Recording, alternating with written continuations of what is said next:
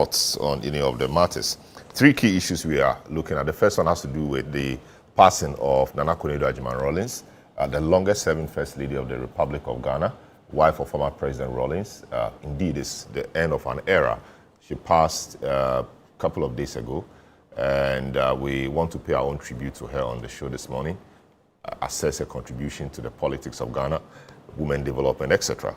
After that, we'll look at the growing tussle or the seeming tussle between the Office of the Attorney General and the Office of the Special Prosecutor. The Office of the Special Prosecutor is dealing with a number of cases or investigation on a number of cases regarding Ken Ofori-Atta, former Finance Minister. Finance Minister Ken Ofori-Atta, former, has been invited by the Office of the Special Prosecutor a number of times. He keeps changing the dates because he says he's not well. The last time he says he was going to come back to the country, hopefully by June or something. We are in October. And so there are processes, or there should be processes ordinarily, to extradite him to come face the charges in Ghana. That appears to be an issue. Office of the Special Prosecutor claims it is working on it. Attorney General says that Office of the Special Prosecutor is not forthcoming, delaying in transmitting the docket to the Attorney General. And indeed, by law, Attorney General is the body, or the Office of the Attorney General is the body to initiate or trigger the extradition processes. So the Attorney General says they have no docket to start the process with. Office of the Special Prosecutor says they've expanded the scope of the investigation because of a recent raid or investigation at the office of the SML, which is part of the cases Ken Ofori-Atta is wanted to answer or is being wanted for. So we do not even understand where the matters are, but the OSP insists that it's on track, it's following the processes as it were, and that they have spoken or written to the Chief of Staff. Chief of Staff transmitted to the Attorney General's office for the process to start. Has he been charged, and what will be the charges be? His lawyers insist that he's not well and that once he's well, he will come to Ghana. But can we wait? The sovereign people of Ghana want him, same as others, to come and answer charges or answer to the questions that the state or republic may have against him. What do you think? Should Ken Ofori-Atta be given some time to properly recover from his illness or ailment, so when he comes to Ghana, we know that we are dealing with a fully fit person? Or you think that no matter his circumstance, he should be brought to Ghana to face charges? Your views will be interesting to read. Let me provide some updates. Now, former First Lady of Ghana, Nana Konadu Agyeman-Rawlings, has died at the Ridge Hospital, Accra, at the age of 76. The wife of the former President, Jerry John Rawlings, was Ghana's longest-serving First Lady, holding the position during both the AFRC and the PNDC eras from 79, again 81 to 93, and then also through the Democratic era to 2001. Tributes have been pouring in from across the country, describing her as a bold, visionary, and trailblazing leader who championed women's rights and national development. There is more in the following report. A day after the passing of the former First Lady, the atmosphere at the Rawlings residence in Accra remained somber. Scores of mourners, including notable figures and members of the general public, visited to commiserate with the bereaved family. Among the dignitaries were former Presidents John Agyekum Kufuor and Nana Addo Dankwa Akufo-Addo, as well as the Chief of Staff Julius Debra and former Liberian President Ellen Johnson Sirleaf. Former President Kufuor described Nana Konadu Agyeman-Rawlings as an integral part of Ghana's political history, recalling moments from his interactions with the Rawlings-led administration.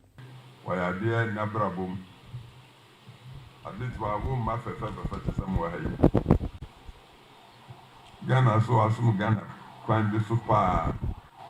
Then which means Ghana history or Abraham Indonesia. Now the life for any to be as an assistant. We are saying Obiaba, Obia the agenda neighbor, Yamimu Obian the gift. Who since our quan is now who's in the Aduba quite cheap, who do high in society. Audrey, in the making of our nation Ghana, no? She acquitted herself. Former President Akufo-Addo, visibly devastated, reflected on his personal friendship with the late former First Lady, describing her as a dear friend and strong personality.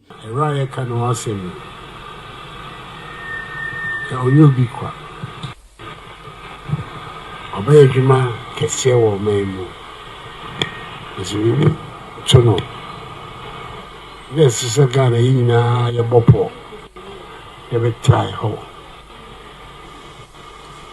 I require between a zero. And I'm missing about it. Where Madame for? National Chairman of the governing NDC, Johnson Asiedu Nketia, who led the party's leadership to the residents, described her passing as a great loss, noting her instrumental role in the formation of the NDC.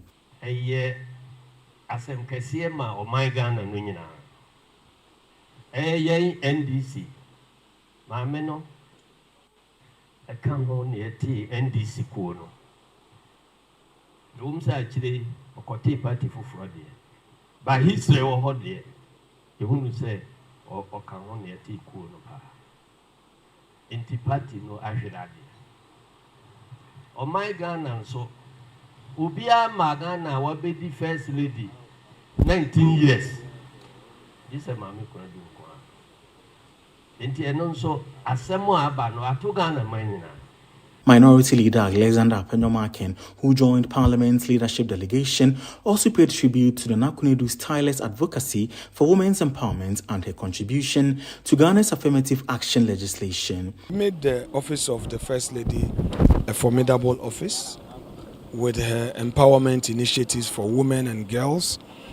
She played a lead role in the PNDC law that dealt with issues of interstate succession.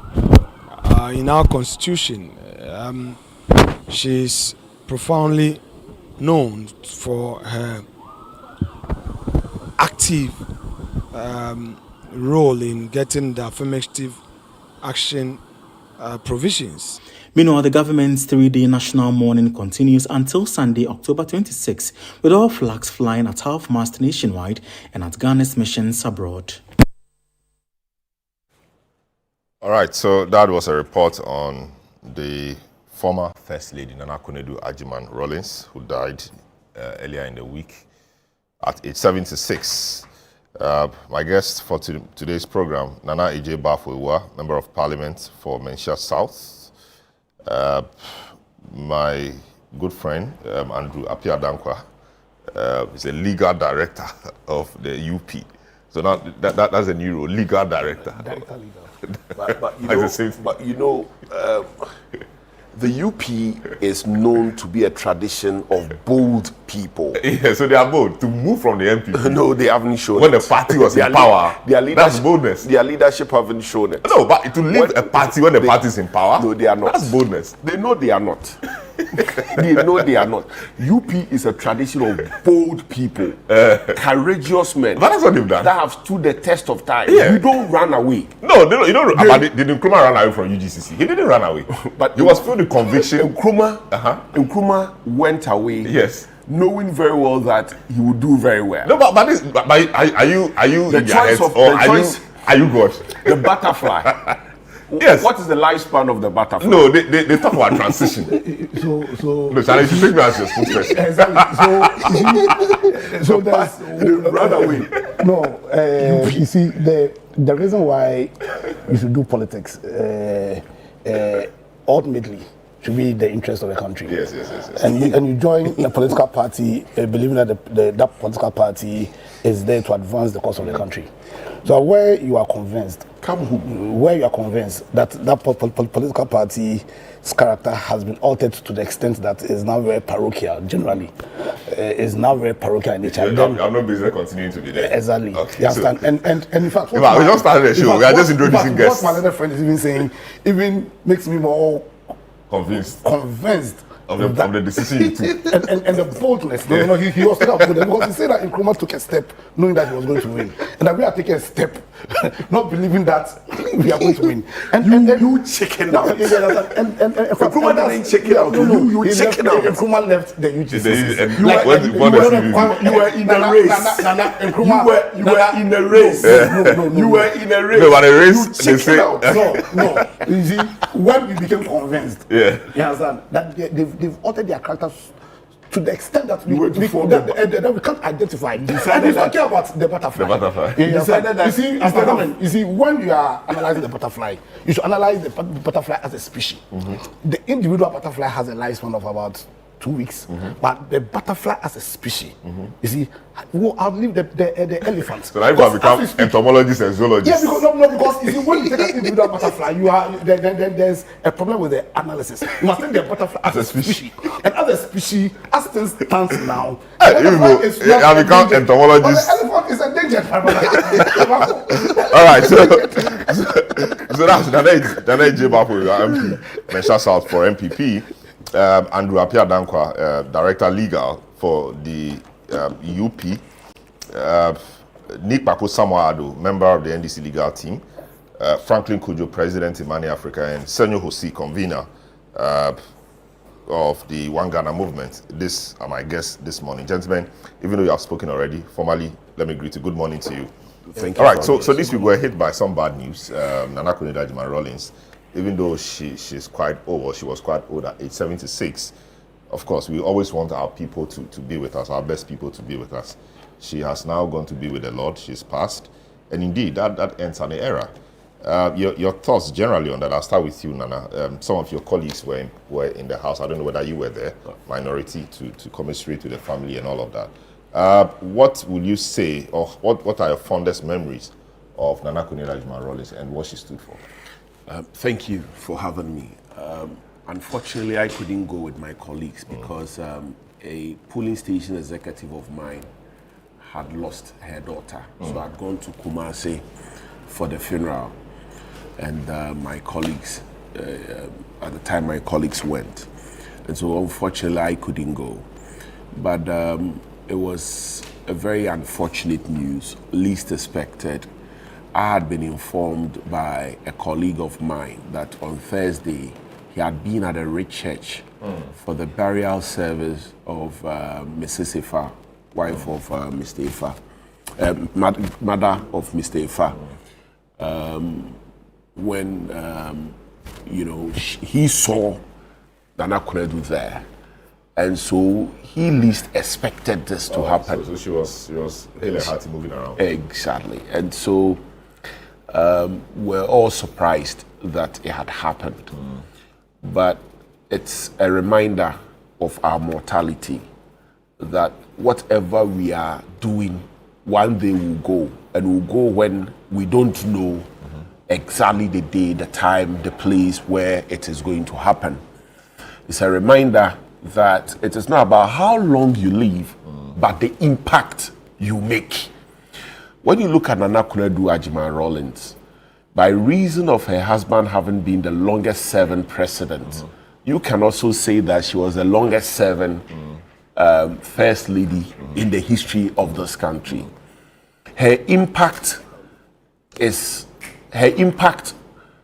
you would want to say, remain unmeasurable, particularly in the area of women empowerment. I don't think there is any first lady in the history of this country that has led, or there is any woman in the history of this country since Yasantua that has led women empowerment in the manner which Nana Konadu Agyeman-Rawlings did.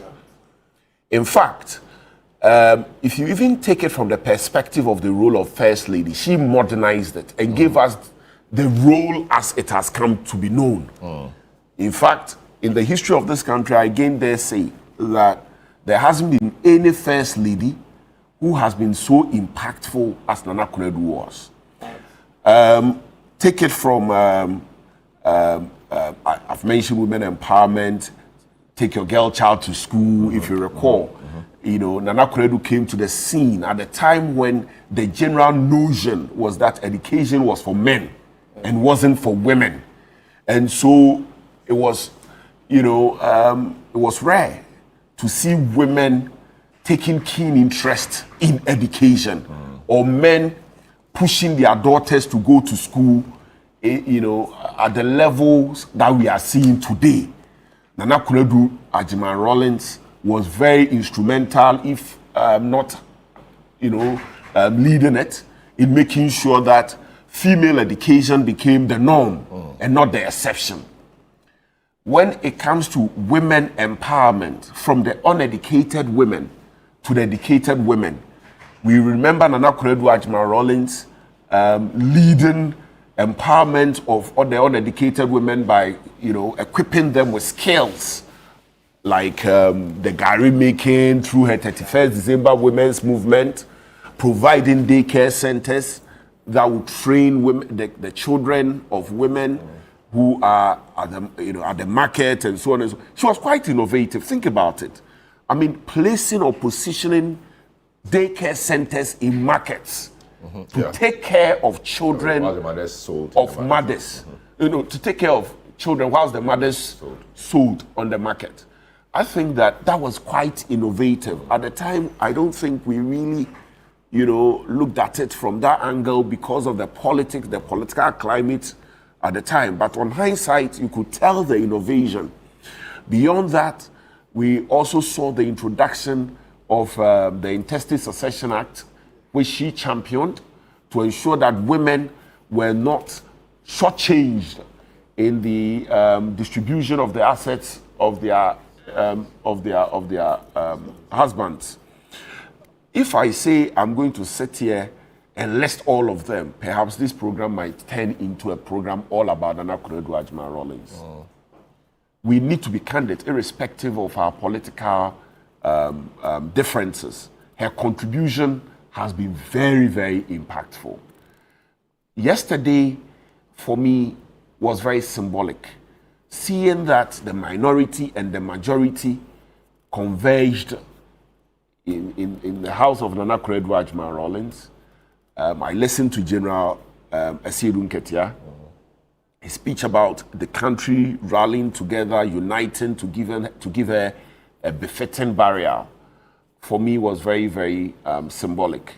Seeing Nana Addo Akufo-Addo, seeing President Kufuor there was historic. And I'll tell you why it's historic. Sometimes we forget our history. And that, for me, is one of the reasons why we are struggling as a nation. Because, you see, you can't move forward if you don't know where you are coming from. And so history is very fundamental in national development. And for those who, perhaps the millennials, or if you like the Gen Zs, they may not have witnessed what we saw in this country prior to 1992. All these characters were enemies. Political enemies, quote and unquote. Yes, enemies. Yes. But today, we can all come together under one roof. I mean, remember Nana Konadu Agyeman-Rawlings famously saying that Nana Addo Akufo-Addo was not a lawyer. If you recall that incident. Remember President Kufuor, when he took over, one of the people that were prosecuted, was Nana Konadu Agyeman-Rawlings. Carried them. If you recall, President Rawlings was always up in arms, with President Kufuor. And today, all those things have gone out, right? And seeing them gather together to mourn Nana Konadu Agyeman-Rawlings is a reminder of where we have come as a country. But for the young generation to appreciate where we have come as a country, particularly those who are always clamoring for military intervention, we need to always highlight our history. And the history will teach us very useful lessons, right? That where we find ourselves might not be all glorious, might not be all honey, lovey-dovey, but it is certainly better than where we have come from. I see. And so yesterday was very symbolic. And I think it was symbolic also because when I saw President Kufuor speak, I had goosebumps. And we need to celebrate President Kufuor, particularly whilst he's also alive, because the turnaround came with his leadership from 2001, when he set up the National Reconciliation Commission. I think it was from there on that the foundation set by him was built upon. And so today we are where we are because of the contribution of people like him, particularly the leadership he provided at the time. And so let's celebrate President Nana Konadu Agyeman-Rawlings for the magnificent work that she did. Jesus Christ lived for 33 years, right? But more books have been written about him than any other person. And so let's celebrate Nana Konadu's achievements. Let's celebrate President Kufuor whilst he's alive. Let's celebrate President Akufo-Addo. He might not have been the best, but he also built something, played a role, history, right? Everybody will play a role. Today, we have forgotten what perhaps happened with Nana Konadu, perhaps happened with President Jerry John Rawlings. And we are looking at the good side. Let's begin to look at the good sides of all these people whilst they are alive. And the future will be bright. Thank you very much. I see. Andrew, I hadn't seen any first lady. Of course, Senor Hosi is in the studio now. I hadn't seen any first lady. I don't know about you. You have to tell everybody I'm late. No, I'll make time for you today. No, not really. No, not really. I hadn't seen any other first lady. I mean, so the one I saw, and I'm sure it holds true for almost everybody around the table, was Nana Konadu Agyeman-Rawlings. How pivotal was her role in redefining the office of the first lady? You know, she was all over the place on GTV almost every single day. She was in the news doing one thing or the other. Well, GBC. Sorry, GBC. So I mean, how pivotal was her role in defining that, office and all the things we've come to see afterwards? Yeah, so let me wish your lovely viewers a good morning. And I take note that you're in Liverpool. Yeah, I think it's a revival move. Oh, what's there to revive? We are champions of England. No problem. Yeah, I consider a privilege to share this platform with my learners here. As in, Bafo was always very nice to me when I joined the bar. I hope he remembers. As in, always encouraged the young ones when we came in. I always hold him in high esteem. Yeah, pleasure. And I've met my long lost Akunta. Yeah, so Senor, he was at my wedding. Oh, I see. Nice. It's like a sister to me. So I consider him an Akunta. He didn't come the last one. Yeah. You see, I've been reading. You appear to have a lot of Akuntas because John Daku too. Yeah, John Daku is my Akunta. John Daku is my Akunta. I've played. Are you a polygamous man or something? My father was proudly polygamous. So, should we take inspiration from him? I think we should. You should for the cash today. Yeah, so I stand on all fours with what my learning senior here said. I think the best word I can use to describe Nana Konadu's contribution to the development of this country is to use the word the pioneer. Because if there's one thing that our country has never lacked, and rightly my senior made reference to Ya Asantewaa, what we've never lacked are great women. You can mention Ya Asantewaa, you can mention Susan Ufoyata, the second medical doctor produced in West Africa. You can mention Annie Jage, the first judge in the whole of the High Court judge in the whole of the Commonwealth. And for us to consider Nana Konadu as a pioneer, as it tells you the extent of impact on this country. You know, I grew up in the 80s. I'm an 80s. I'm sure we are all, apart from probably my senior, we are all 80s boys. Because my first experience of Ghana was in the 80s, and during that time, days of Chairman Rawlings and Nana Konadu, to think that she would use the power she had, because she was very powerful. To use the power she had to... Or she became powerful because she knew the power that was there in that role. You don't know how the other first ladies she was a politician, unlike all the other first ladies. We need to understand that. She was African Hall President. I think she was Vice President in the...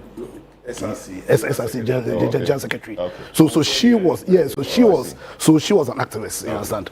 But to think that she will use her appreciation and standing of power, of political power, to change the course of how women were seen and to empower women for me is remarkable. And I think we have not celebrated her enough, as in we've allowed partisanship to more or less blind our honest what's called appreciation of a person like Nana Konadu. Yesterday, former President Kufuor said that her name will be written in granite. I want to add gold. Her name will be written in gold when the story of Ghana was being told, as is being told. As I mentioned, the interstate succession law, we as in 1992 constitution is seen with a lot of affirmative action clauses in them, and we would not have had these. We would not have seen the empowerment of women. We would not have seen the words of Agri come to life. You know, Agri said, if you a man, a woman, you actually educate a whole nation. You understand? To think that Nana Konadu herself being an Accra is an embodiment and a clear example of the lowest of Agri. So I think there's an opportunity for all of us to come together as a nation. We have to celebrate her. We are mourning, but we have to celebrate it. And I think all the wonderful women that our country has produced, all the great women, the fact that we have a first vice president, the fact that very soon we may have a first female president of this land, are all lay credence to the works of Nana Konadu. And as much as we mourn her, I think that this period for me should be an opportunity for all of us to celebrate her, and for all of us to use the opportunity to come together as a nation and do our politics well. I think I want to add this, that my brother here is talking about boldness, and I think you need boldness to do your politics. I think she when she formed her party, one of the slogans or motto was bold, be bold. Yeah. So you may disagree with her, but I respect her strength of conviction. The fact that she being a founding member of the NDC, and when she believed, whether she was right, whether she was wrong, she believed that the party was charting the wrong course, had the courage of conviction to come out and challenge the system to the extent of even forming her own party. We need a politics where we have more people who are ready to put the interests of the nation first, even ahead of their party's interests. And I think Nana Konadu represented all of that. So, yes, her soul certainly rest in peace. But the people of Ghana must come together and celebrate this patriot. Interesting. Senor, taking it from here, her legacy and the formation of her own party when she felt the NDC, which she helped form, was drifting away from maybe the values she considered were being debased, I mean, in her words.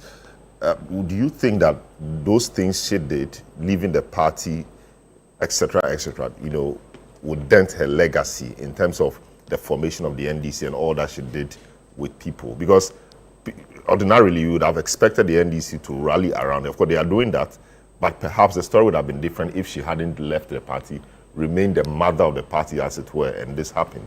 What happens? What do you think the NDC especially will say of her legacy? Of course, as Sedunkiti has said, her place in history is cemented, etc. But her last few days or years, do you think what she did in respect of forming a new party, leaving, saying things about the NDC, etc., would dent that legacy or reputation a bit?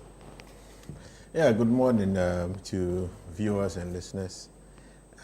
For starters, which will now be routine of me, I want to call on the government to please tell us where the kingpins are of Galamsey. Maraku, kingpins are, what are they? Galamsey kingpins, no, Omuwahe. Galamsey kingpins, Ingbenye yo. So I don't think Nana Konadu wants us to have a life without the Galamsey kingpins court. So we have to remind the government every Saturday. I don't have to be here, Selon. You must remind the government that we are still waiting for the kingpins. Kingpins are, what are they? Good morning. Good morning. I see. Nana Konadu's place cannot be dented by her move away from the NDC or not. Her impact transcends her party. The millions of women who benefited from her activism her advocacy were not painted in party colors. Those who benefit from the interstate succession law, the sanity, normalcy, their lives, the families that have been reshaped by virtue of that particular intervention. You don't go and look for who is NDC or who is MPP. Forget it. It is the last conversation anybody should want to waste time on. This woman did not just follow the path of being a first lady. She carved it. She redefined it. I wasn't privileged to see Fatia Nkrumah, but we all heard the stories from our parents. She was an elegant woman. She was adored, admired, but kept in that place. This woman did not sit. She was one who understood what political power could do, and she used it. She took advantage of her influence and influenced time. Time in a way that perpetuates her relevance in our society and in our national dialogue any day. It has nothing to do with whether she left the party or didn't leave the party. Konadu is not the type that could have stayed in the party because she's not the type that can stay silent. She's not the type that cannot accept being ignored or not being heard. She's not passive. And that's her. You have to accept her for who she is.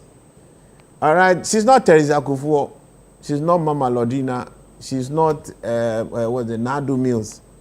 She's not a passive person. So there was no way. She didn't when she recognize... ideologically also feeling and considering herself a founder of the party, is at variance with the times and the practices and the culture or emerging culture of the time, she will not just keep quiet. And if she can't feel like she is having her impact, she would move.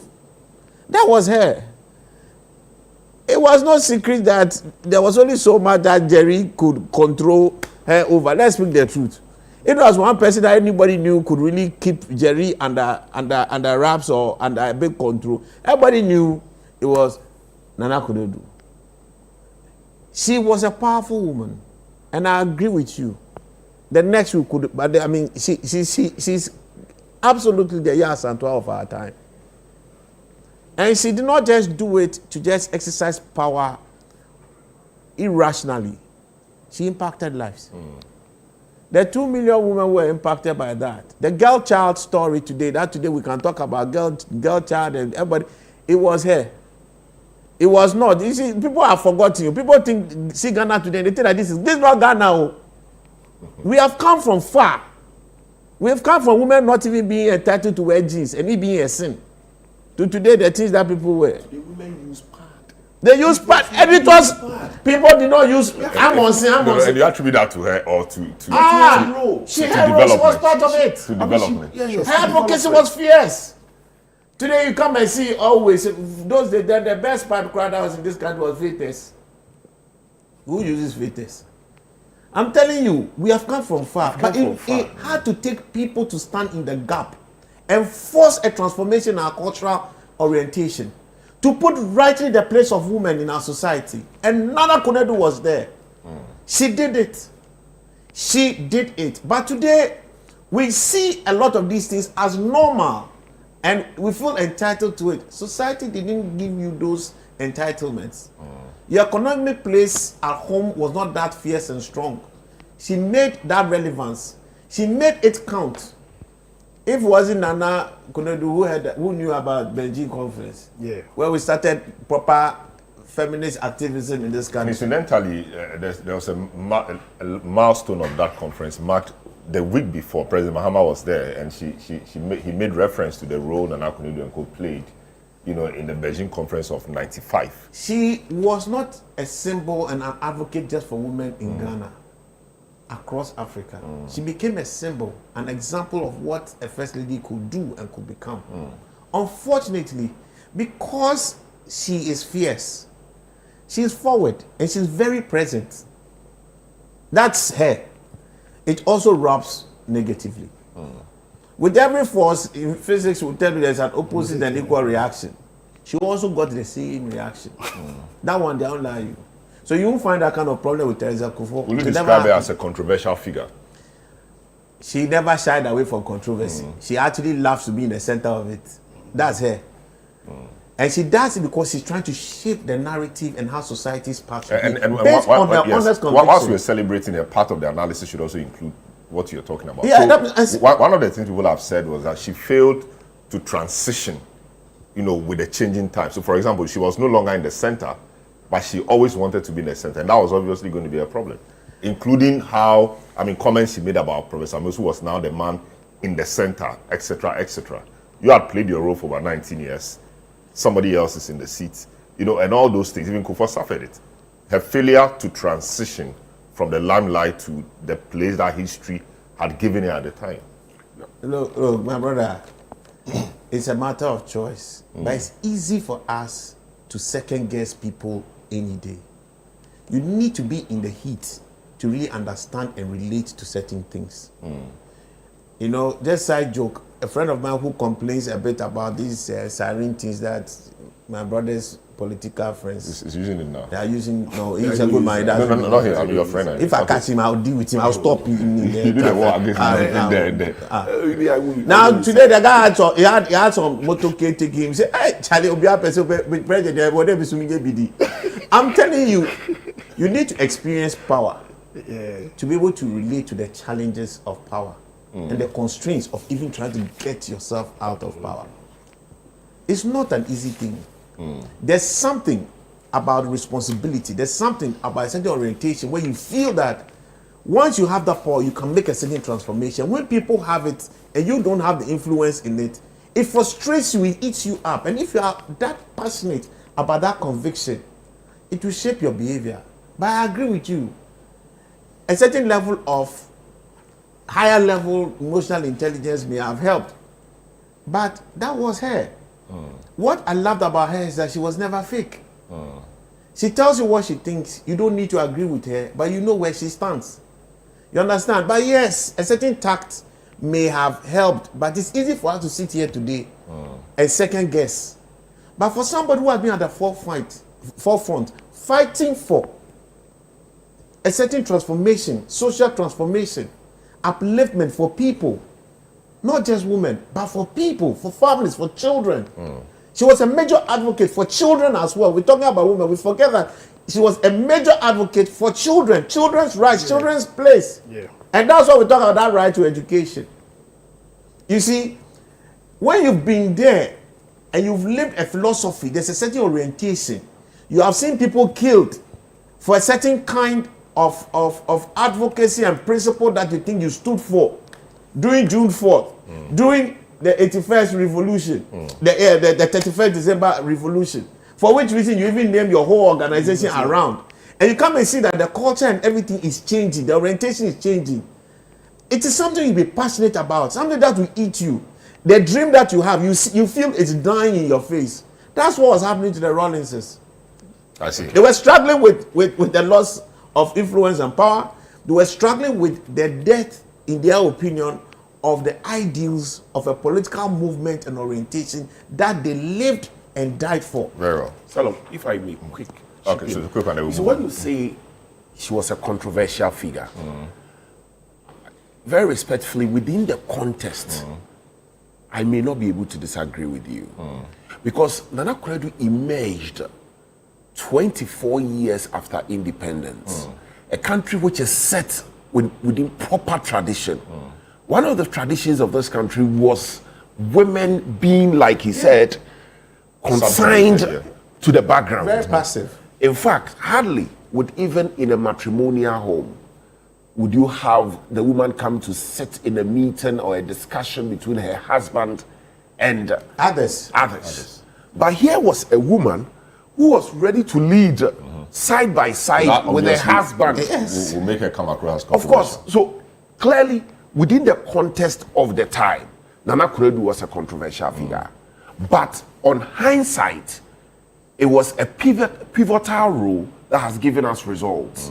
Transformed women education, transformed women empowerment, transformed child education, and so on and so forth. And so within the context of the time, yes, but the results, very respectfully. Please, will you say same of her last few years, I mean, falling out with her own political party, etc., would that controversy be pivotal to anything, and if anything at all, to what?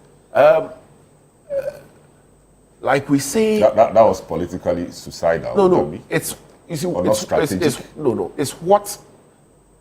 It's who she is or who she was that put her where she ended, and it was unavoidable. In literature, it was unavoidable that she could not see herself moving on. That no, the spotlight was no more on me. So let me take a rather dignified role of a mother of a party. So, I mean, I'll have that recognition. Going to stand against a party's candidate, sitting president, all of that, the Fonka games and all of those, people think, chipped away a bit of the glory and the reverence she commanded within the party.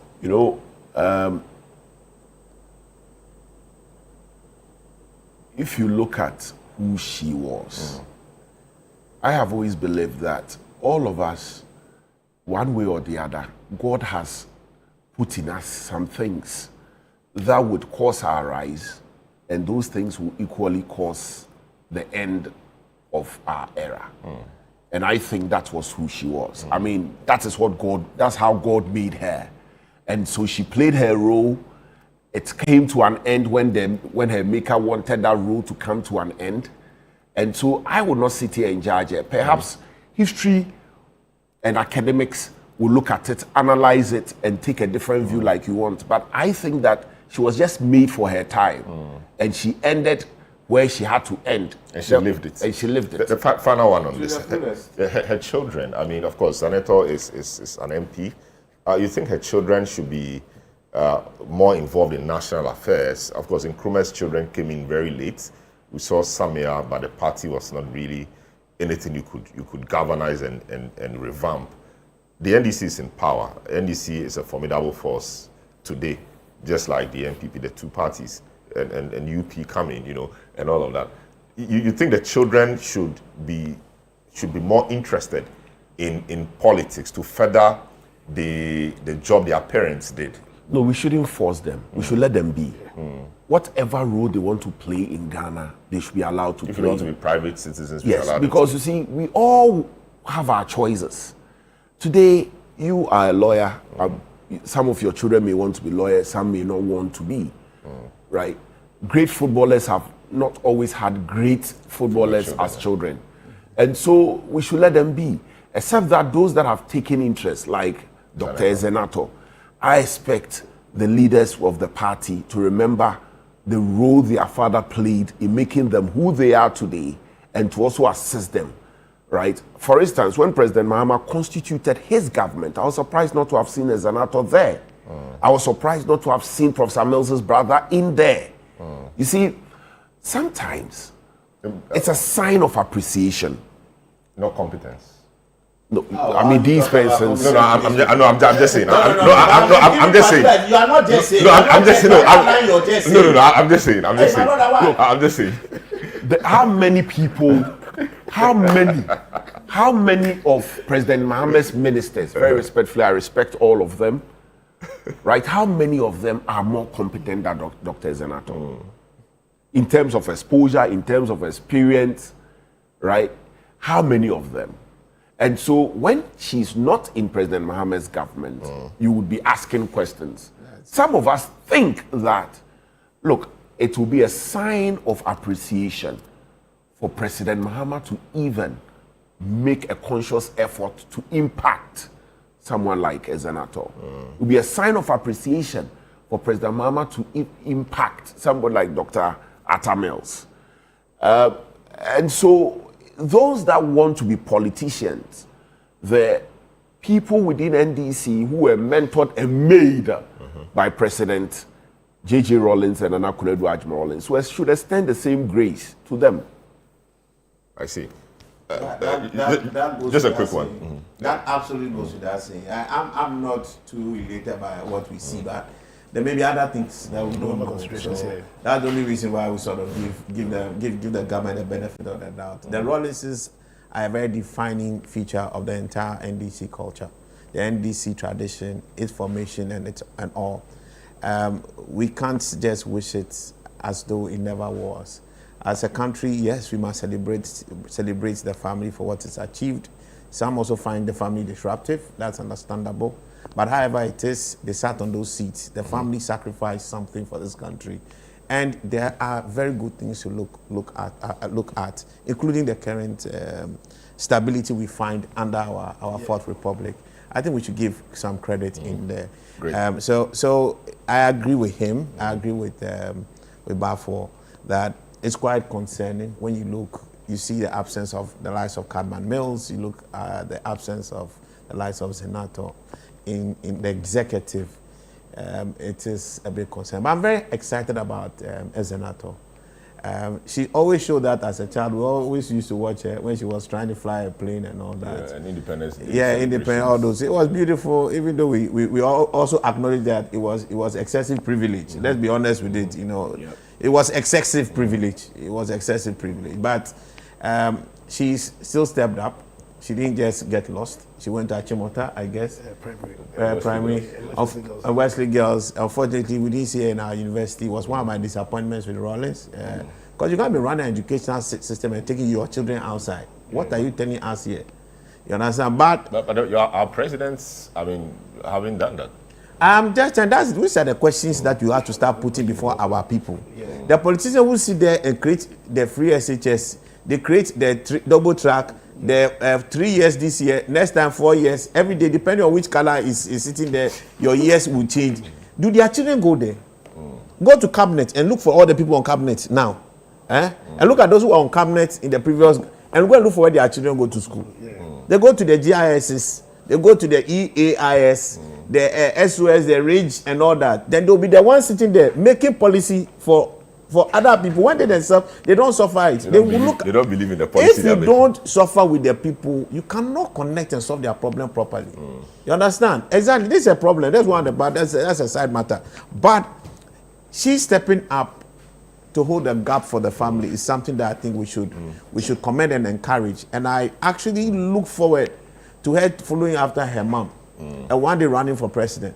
I see. Yeah. Your final thoughts on this one. The children and all of that. Also, I think I agree with them. Exato was actually my senior in Ashota Primary School, and Yasota was my mate. Exato was a natural leader. I think she's still exhibits that natural. The identification haircut. She was just a mate. No, just a mate. No, I think when that haircut came, she was in Wesley Girls, I think. No. She was she was a mature person. She was a grown up. The haircut came around 90 something, 99. Because we're class with Asantua, just in case you. No, I didn't try anything. I didn't try anything. Yeah, but I've not believed in things being handed over. This is a republic, it's not a monarch. I think the president ought to have the space to choose his own cabinet. So for me, I don't stand with the view that only because she's a daughter of Rawlings. But having said that, I think her competence isn't in doubt, her leadership skill isn't in doubt, and I think that Ghanaians recognize that. I think the party itself will recognize that, and in due course, I won't be surprised at all if she puts herself up for presidency. But I don't think we should put any pressure on His Excellency Jomama to appoint her only because she's the daughter of J.J. Rawlings. I see. Great. We'll take a short break. When we return, we'll get into the other matters of the AG and the OSP, Ken extradition, etc. This is the big issue on 97.3 City FM on Channel 1 television. We're live and interactive, 020-444-7033. That is displayed on your screen as well. I'll be happy to read your messages when we get back. Don't go away.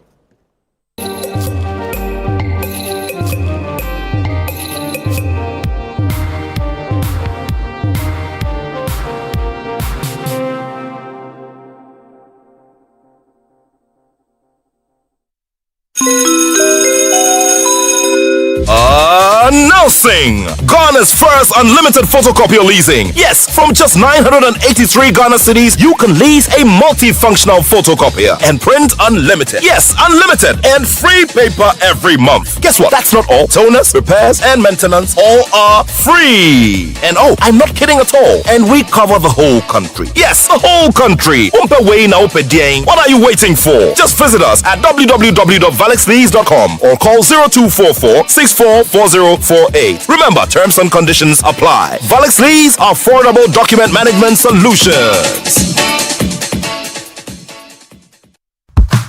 This November, something amazing is coming to Accra. Are you a farmer with fresh produce? Are you into fish farming, poultry or livestock? Then get ready for the November edition of the AgriFair 2025. Yes, AgriFair 2025. It's happening on Friday the 28th to Sunday the 30th of November. It's happening at the A4 Southern Children's Park and it's 10 a.m. to 6 p.m. each day. It's the ultimate weekend marketplace. From fruits and vegetables to poultry, livestock and fish to agro-inputs and processing machinery. All at unbeatable farm gate prices. Whether you're selling or buying, this is your chance to connect, trade and grow. Enjoy the freshest farm produce, sizzling kebabs, and a vibrant marketplace atmosphere all in one space. Register now and secure your spot. Call 0558-973-973 for more information. AgriFair 2025, where culture meets innovation.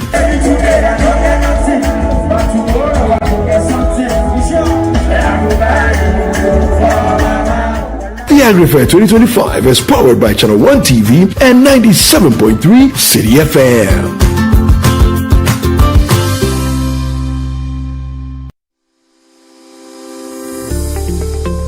The greatest impairment for every person with autism has to do with communication difficulty, behavior issues, and challenges in interacting with people. EdTech is critical using your KCC model, KIT Content Confidence. For me, as a visually impaired person, if you produce your document in print and I want to read it, either have to scan it, and that is technology, so that it can come into a speech format. How can we get inclusive education for all? When it comes to learners with disability, there's so much barrier. There should be 3 things I want to emphasize. If these things are not provided to support a child with autism or a person with autism, it makes life very frustrating. It will enhance their social interaction through virtual meetings. Watch EdTech Mondays on Mondays at 7 p.m. Brought to you by the MasterCard Foundation in partnership with Mest Africa, only on Channel 1 TV.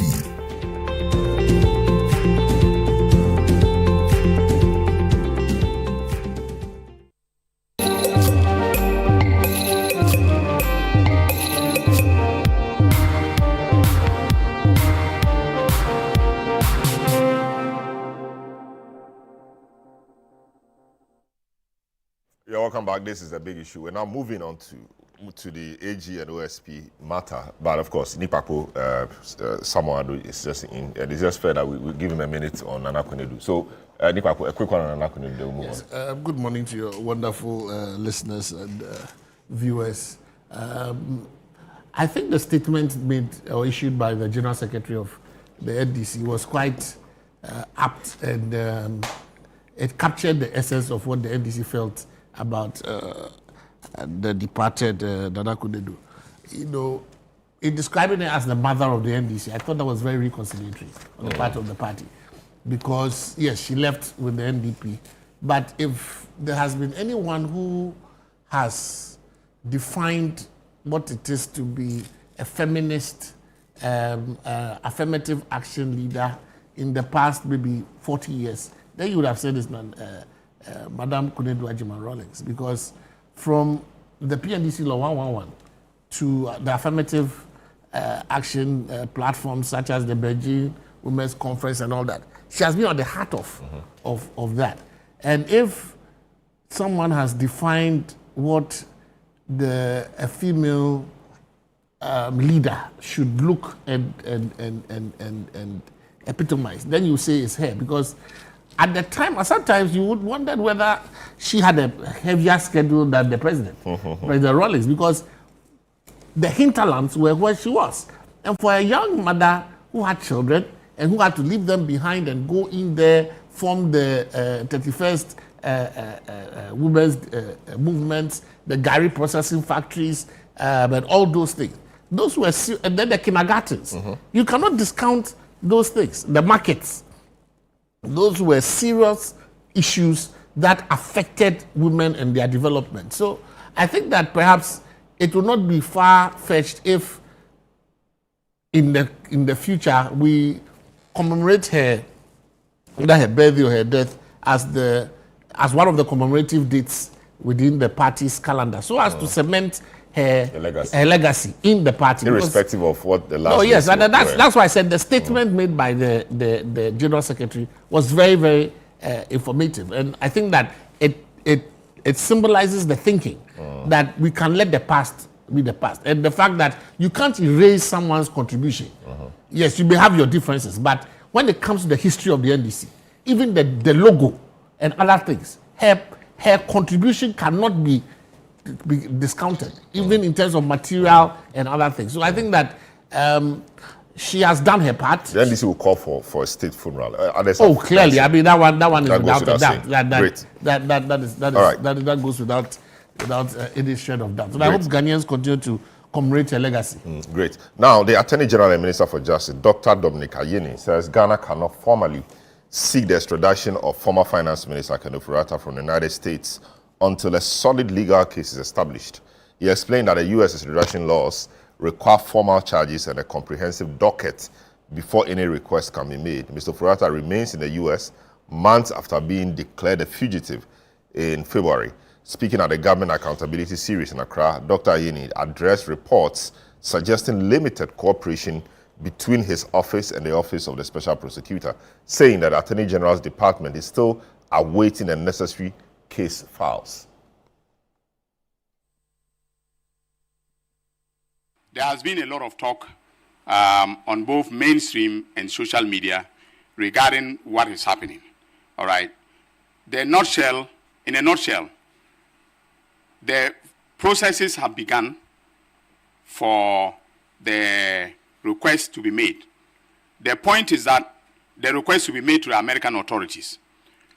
When doing extradition, you cannot make a request unless you have a solid case, a docket that has been built. And in the case of the Americans, the practice is for you to have filed charges. And so, for instance, when Kofi Boateng, when we extradited Kofi Boateng, Kojo Boateng, to the U.S. on the request of the Justice Department of the United States, the Justice Department actually sent me what they call the bail of indictment. All right, that's the charge. Those are the charges.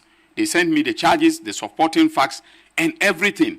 And ladies and gentlemen, they spent 6 years investigating the syndicate of criminals that included, Kojo Boateng. 6 years. All right. So the point that we have made, that my deputy made, is that without a docket, we cannot make the request. So we are still waiting for the docket. That is all I can say for now. I have read everything that has been said by the OSP and his office. I respect his office. I respect the autonomy of the office and so on. Okay. But we in the Attorney General's Department cannot begin an extradition request with a bare letter. We need the evidence to be able to do so. Great. So that was Attorney General Dr. Ayeni. Now, the Office of the Special Prosecutor sent some press statement out, and I read portions of it. It says that on the 13th of June 2025, in the 13th of June 2025 letter, the Attorney General requested for 2 officers of the OSP to be included in the prosecution team. The Attorney General also requested a copy of the docket. By a letter dated 20th June 2025, the Special Prosecutor responded to the Attorney General by providing the names and contact details of its 2 nominees. In respect of the request for a copy of the docket, the special prosecutor informed the Attorney General that OSP was in the process of boarding up the various dockets on the subject, which work had been extended following a search and seizure of documents and computer servers carried out by the OSP and National Security at 2 offices of the Strategic Mobilization Ghana Limited, SML, on June 10, 2025. In September 2025, the Attorney General followed up with its request. Beyond the official written communication, there have been progressive discussions involving the Attorney General and the Special Prosecutor on the one hand, and the Special Prosecutor and the Deputy Attorney General on the other hand, in respect of the course of the extradition process.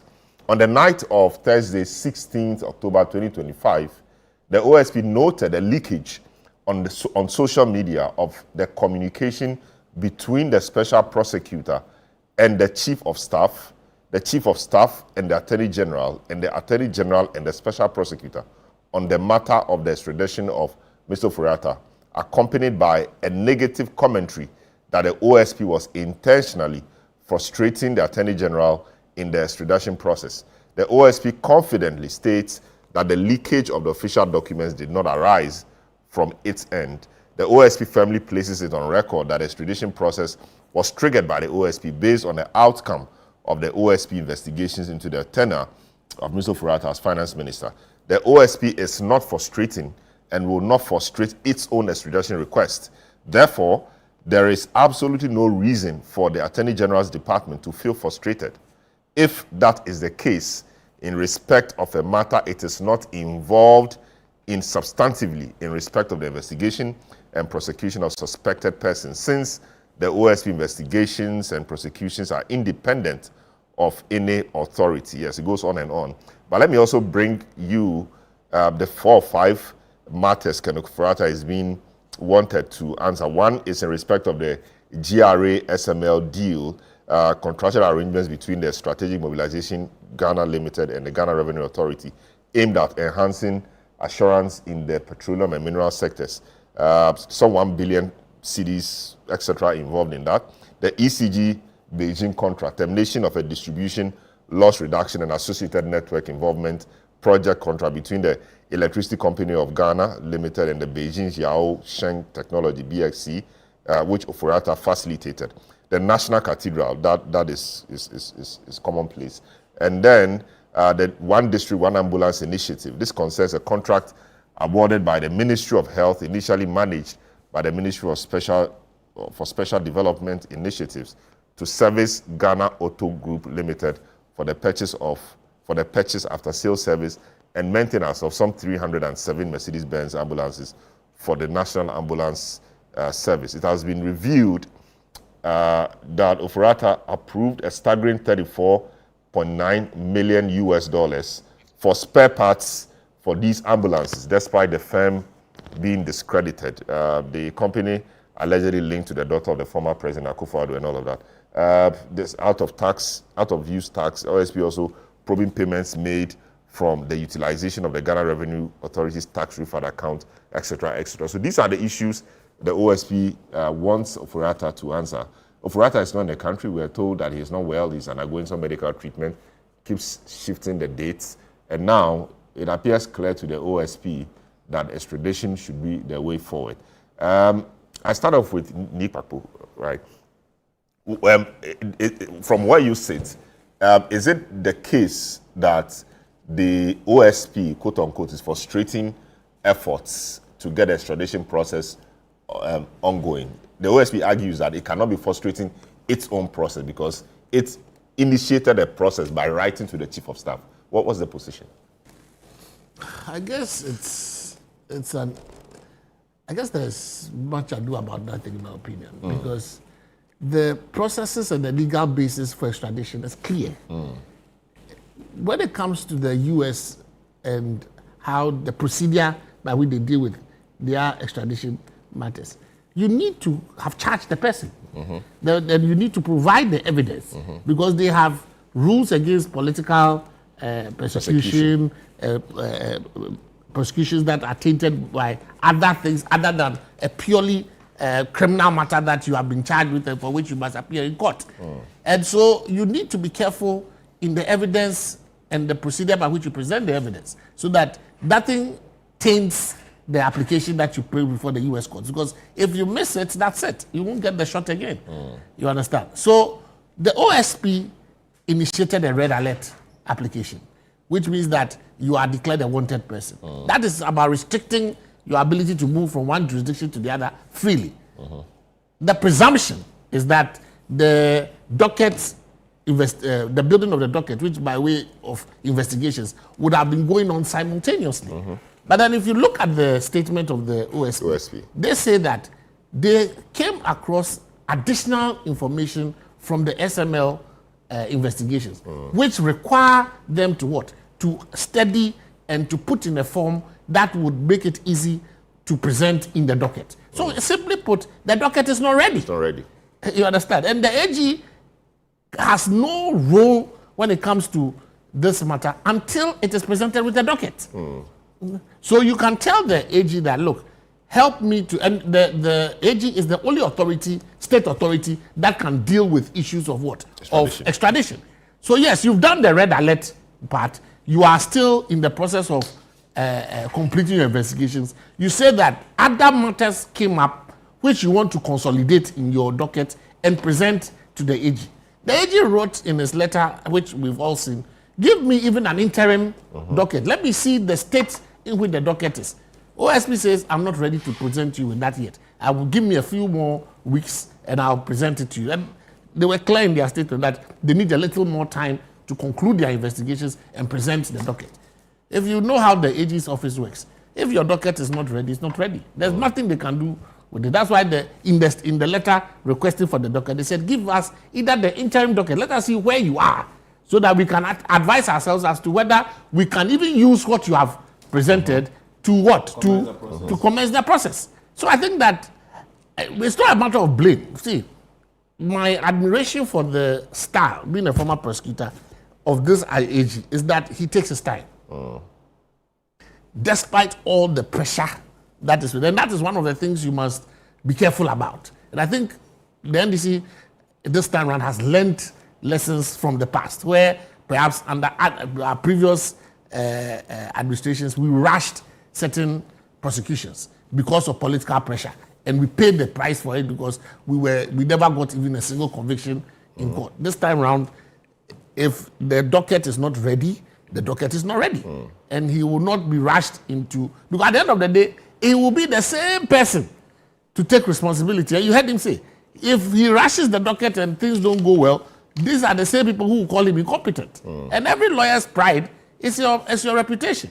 You understand? You don't want to be tagged as an incompetent lawyer, because that is how you eat. And so one day you leave public service and move into private practice again. And you wouldn't want your history in being written to be written as one who was an incompetent attorney. So I think his position is correct. He has indicated that whatever it is, I think all parties realize the fact that this is a matter of public interest. Yes. A huge chunk of accusations have laid against the person of Mr. Ken Ofori-Atta with all manner of allegations. The investigations must be done right. If OSP feels that it is not ready, it is not ready. But there's about 5 cases, huge cases, yes, the OSP alone is dealing with, yes, whilst there are other investigating bodies. The AG is also dealing with other cases. Okay, so these 5 we know, which are huge, yes, nonetheless. You think the OSP is taking on too much than it can ordinarily deal with? They haven't complained. They haven't complained. I can see this time around the OSP is very busy. Filing its cases, amending its charges, and so that's how we want it. We want to see all the agencies working to deal. Let's make corruption a very unattractive exercise. You understand?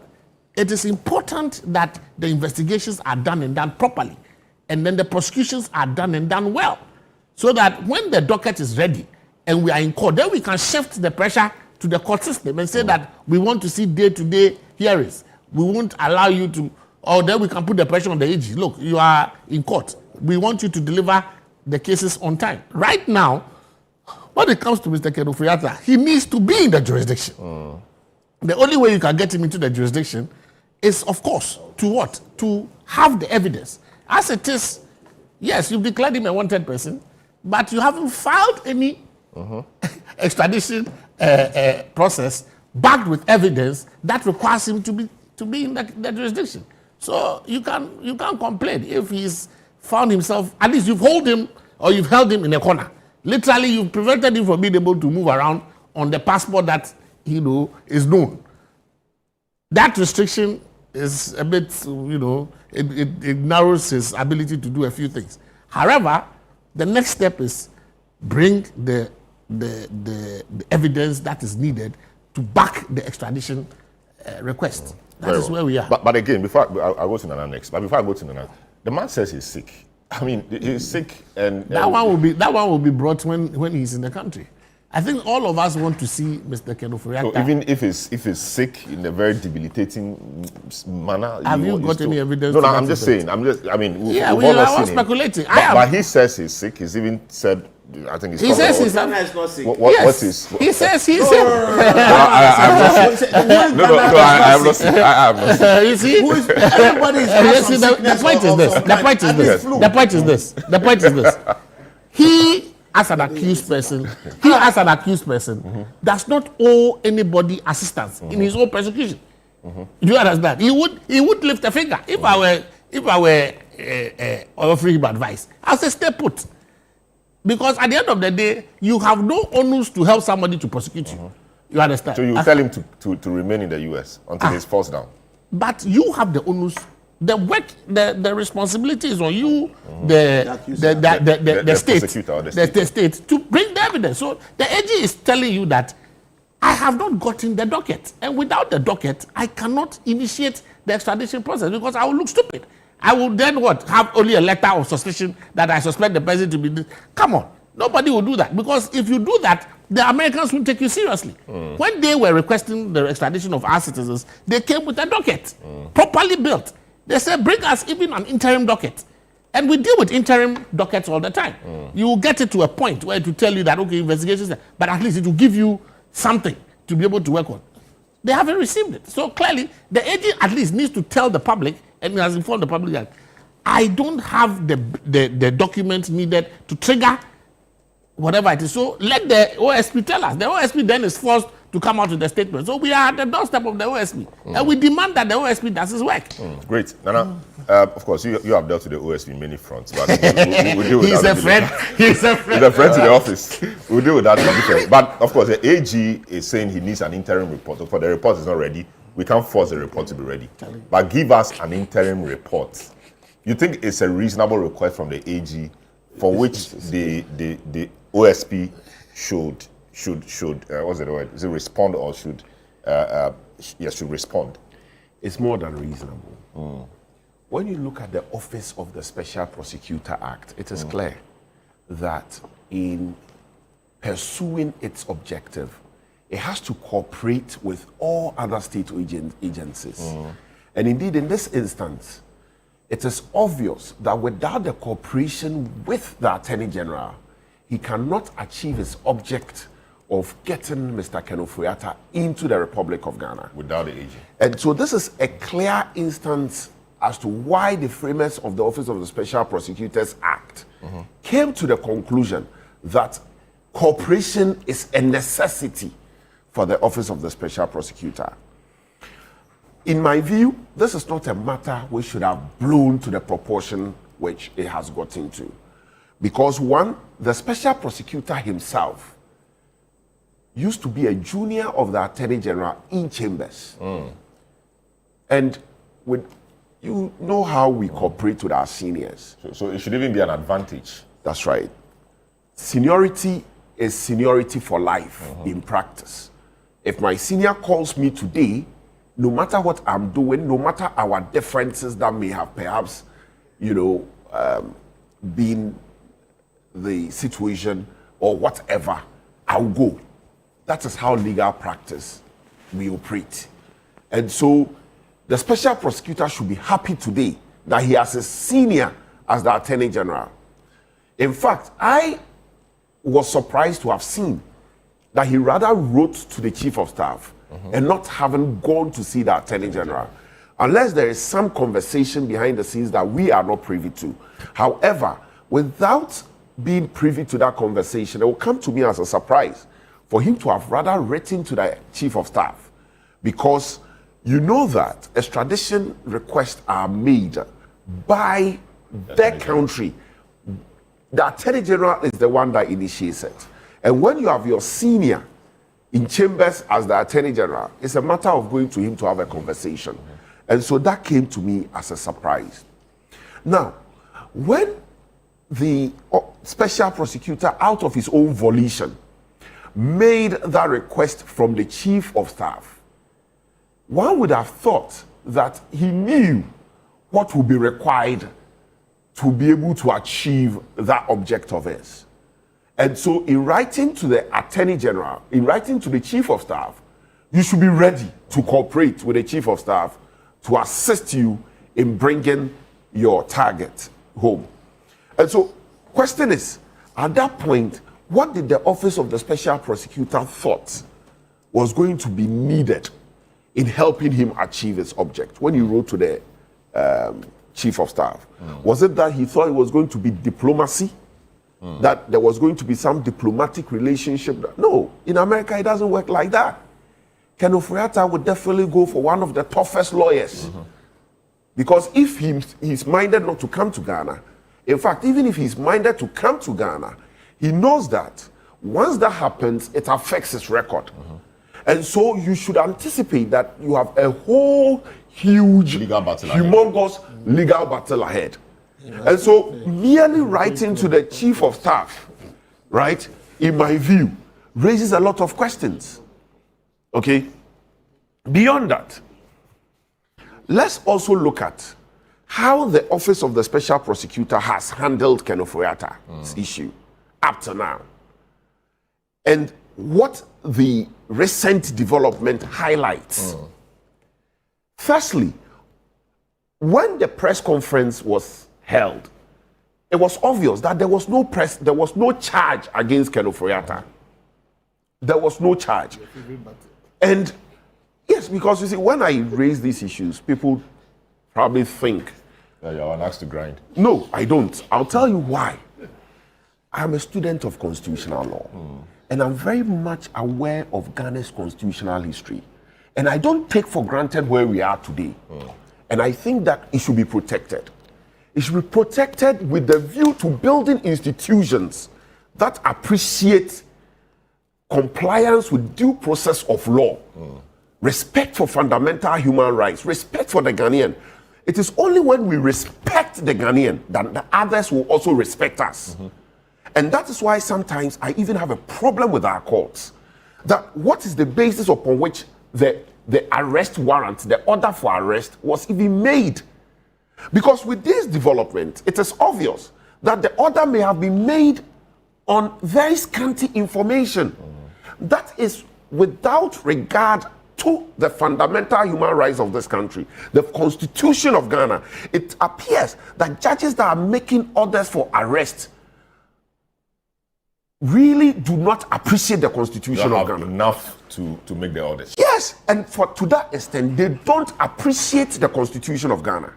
Look, when the Supreme Court decided that going forward, a person charged with murder is entitled to bail. Going forward, a person charged with defilement and rape, they are entitled to bail. They were only speaking the mind of the Constitution. When that situation persisted, or was the order of the day, the state prosecutors slept on the job, because all they needed to go to court was to flash. So it's a murder matter. There's a charge of murder. And so somebody could even, someone who has an axe to grind with you, could frame you up. Could frame you up. And that became the order of the day. Young girls were being instigated by their parents to accuse people falsely, and they were being held in custody for months, for years. I did a case like that. People don't know, and that's why some of these matters I'm passionate. If you ask Wilberforce, a young man who had just finished his national service, gotten a job at SGSSB, one of 5 people that had been hired nationwide, was accused of defilement by by the niece of a woman he was living with. My brother, this boy, because of the law, was kept in custody for 9 months. 9 months. I fought. By the grace of God, he had his liberty. And that is why I'm passionate about these things, and people don't understand. I don't think that people who have been given the power by the law should also be given a pass by our court. Because already their arms are strengthened by the law. And the court which stands between them and the ordinary person is also giving them a pass. And so, in respect of Ken Ofori-Atta, I don't think he may not be my favorite person. He may not, I'm saying. He may not be the favorite person of everybody here. But he's entitled to the protection the law offers him. And so when you came out to hold the press conference, what charge were you pressing against Ken Ofori-Atta at the time? Now you see, you hear what the Attorney General is saying. He said, in the US, without a charge, an extradition order will not be made. And so the fundamental basis is that there should be a charge against Ken Ofori-Atta. Meanwhile, at the time these press conferences were held, there was no charge against him, right? At the time, he said he was wanted for questioning. He wanted him to come to answer some questions. Article 19.3 of our Constitution is clear. You don't need him. You don't need him, and he summed it up. And I've made that point over and over again. And I heard some lawyers saying they disagree with me. Recently, my brother people who I had that debate with in your studio has now come to the table. That is why a person is entitled to keep quiet when you arrest him. And so if he keeps quiet, what is the utility? Just go ahead and do your case. Exactly. Just go ahead and do your case. Prove your case. Exactly. And so we have come full cycle. You see, but you see the principle of natural justice also is at play. Because yes, you have a right to gather your evidence, you have a right not to keep, but at least you have a right to be confronted. Natural justice in what sense? So the point being that you say I have done. No, you give him a hearing? Give him a hearing. No, but everything shows that he's been invited. He's been given opportunity. It's a procedural issue. So natural justice has not just got to do with the substantive law.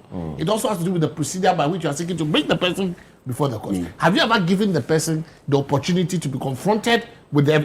So that is where his point. That's where his point that you have the right to keep quiet. So then you are confronted with it. No, but the point is, it's not obvious that the man wants to keep quiet. They've invited you many times. They've even initiated processes to get you in. Yes. The state clearly has, done things to show that they are ready to give you a hearing in fulfillment of the natural justice. Yes. Anyway, let's go. When you go to court and there's a challenge of the breach of your right to natural justice, all you need to show, right, against a person who is saying that there was no respect for my right to natural justice is that I made the effort to hear you, but you, right, refused to come. And enough effort has been made. Enough effort has been made. You finish. And so the question is this, my brother, all this while, what the OSP was doing was much ado about nothing. Nothing. Now it is clear. When you went for your Interpol red alert, what was the basis upon which the court made that order for the arrest, necessitating the Interpol red alert? You see, and this is why I'm saying our courts are failing us in this regard. Maybe the court saw the preliminary evidence, the evidence that I want this man for ABC, this amount of money, this, that, and that, national cathedral, etc. He is not coming. Can you issue an arrest warrant for That is him? why I say that they fail to look at the Constitution. Look, a person's liberty, which is guaranteed by the Constitution, should be respected. It is not a joke. The liberties of a person guaranteed by the Constitution is not a joke. In some instances, even when the Constitution has been suspended, some judges have appreciated this historically and protected it. And today, when we have the Constitution, then you need to do more to demonstrate to me why I should curtail that liberty. And that is where I'm saying we are being failed. Now, let's move on. You were able to secure a red alert. Now, the Attorney General is saying, give me the docket so that I can move on to go and bring him. And you say the docket is not ready. Just like the kingpins, you can't find it. You have to augment it. You have to augment it. If indeed there was something, go to the Attorney General and say, Senior, this is where I am. This is where I am. However, I think that I've gotten evidence A, B, C, D. That will make our case tighter. This is it. Allow me some time. Allow me some time. In any case, there are about 4 or 5 areas. So if the SML one is what you are dealing with, that's just one out of the 4 or 5. That's right. What happens to the others? Exactly. Yeah. And so, why the delay? Why they need to issue a press conference? Why they need to issue a press statement and so on and so forth? Because the press statement was consequent upon the Deputy Attorney General having come out. And we are politicians. The Attorney General is a politician. The Deputy Attorney General, even though an academic, is a politician.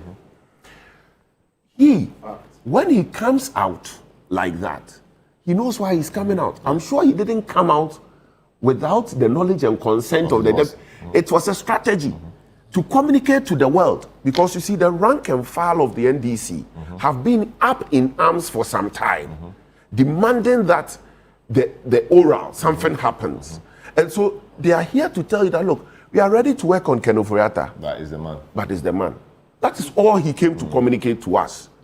Right? That has triggered all of this. And I'm saying, very respectfully, all of them, they are friends. If it was easy, I know Dr. Dominic Ayeni.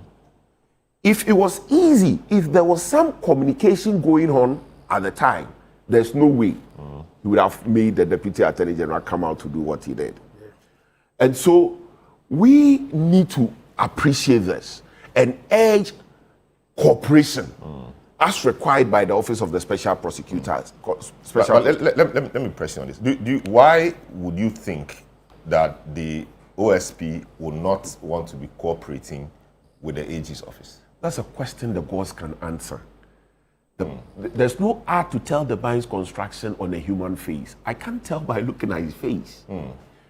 Because I don't know what is going on. I can only assume. I can only assume that he didn't have it. If he had it, he would have made it available. Because for him to have written to the office of the Chief of Staff clearly shows an intention. And so, clearly, what kind of intention?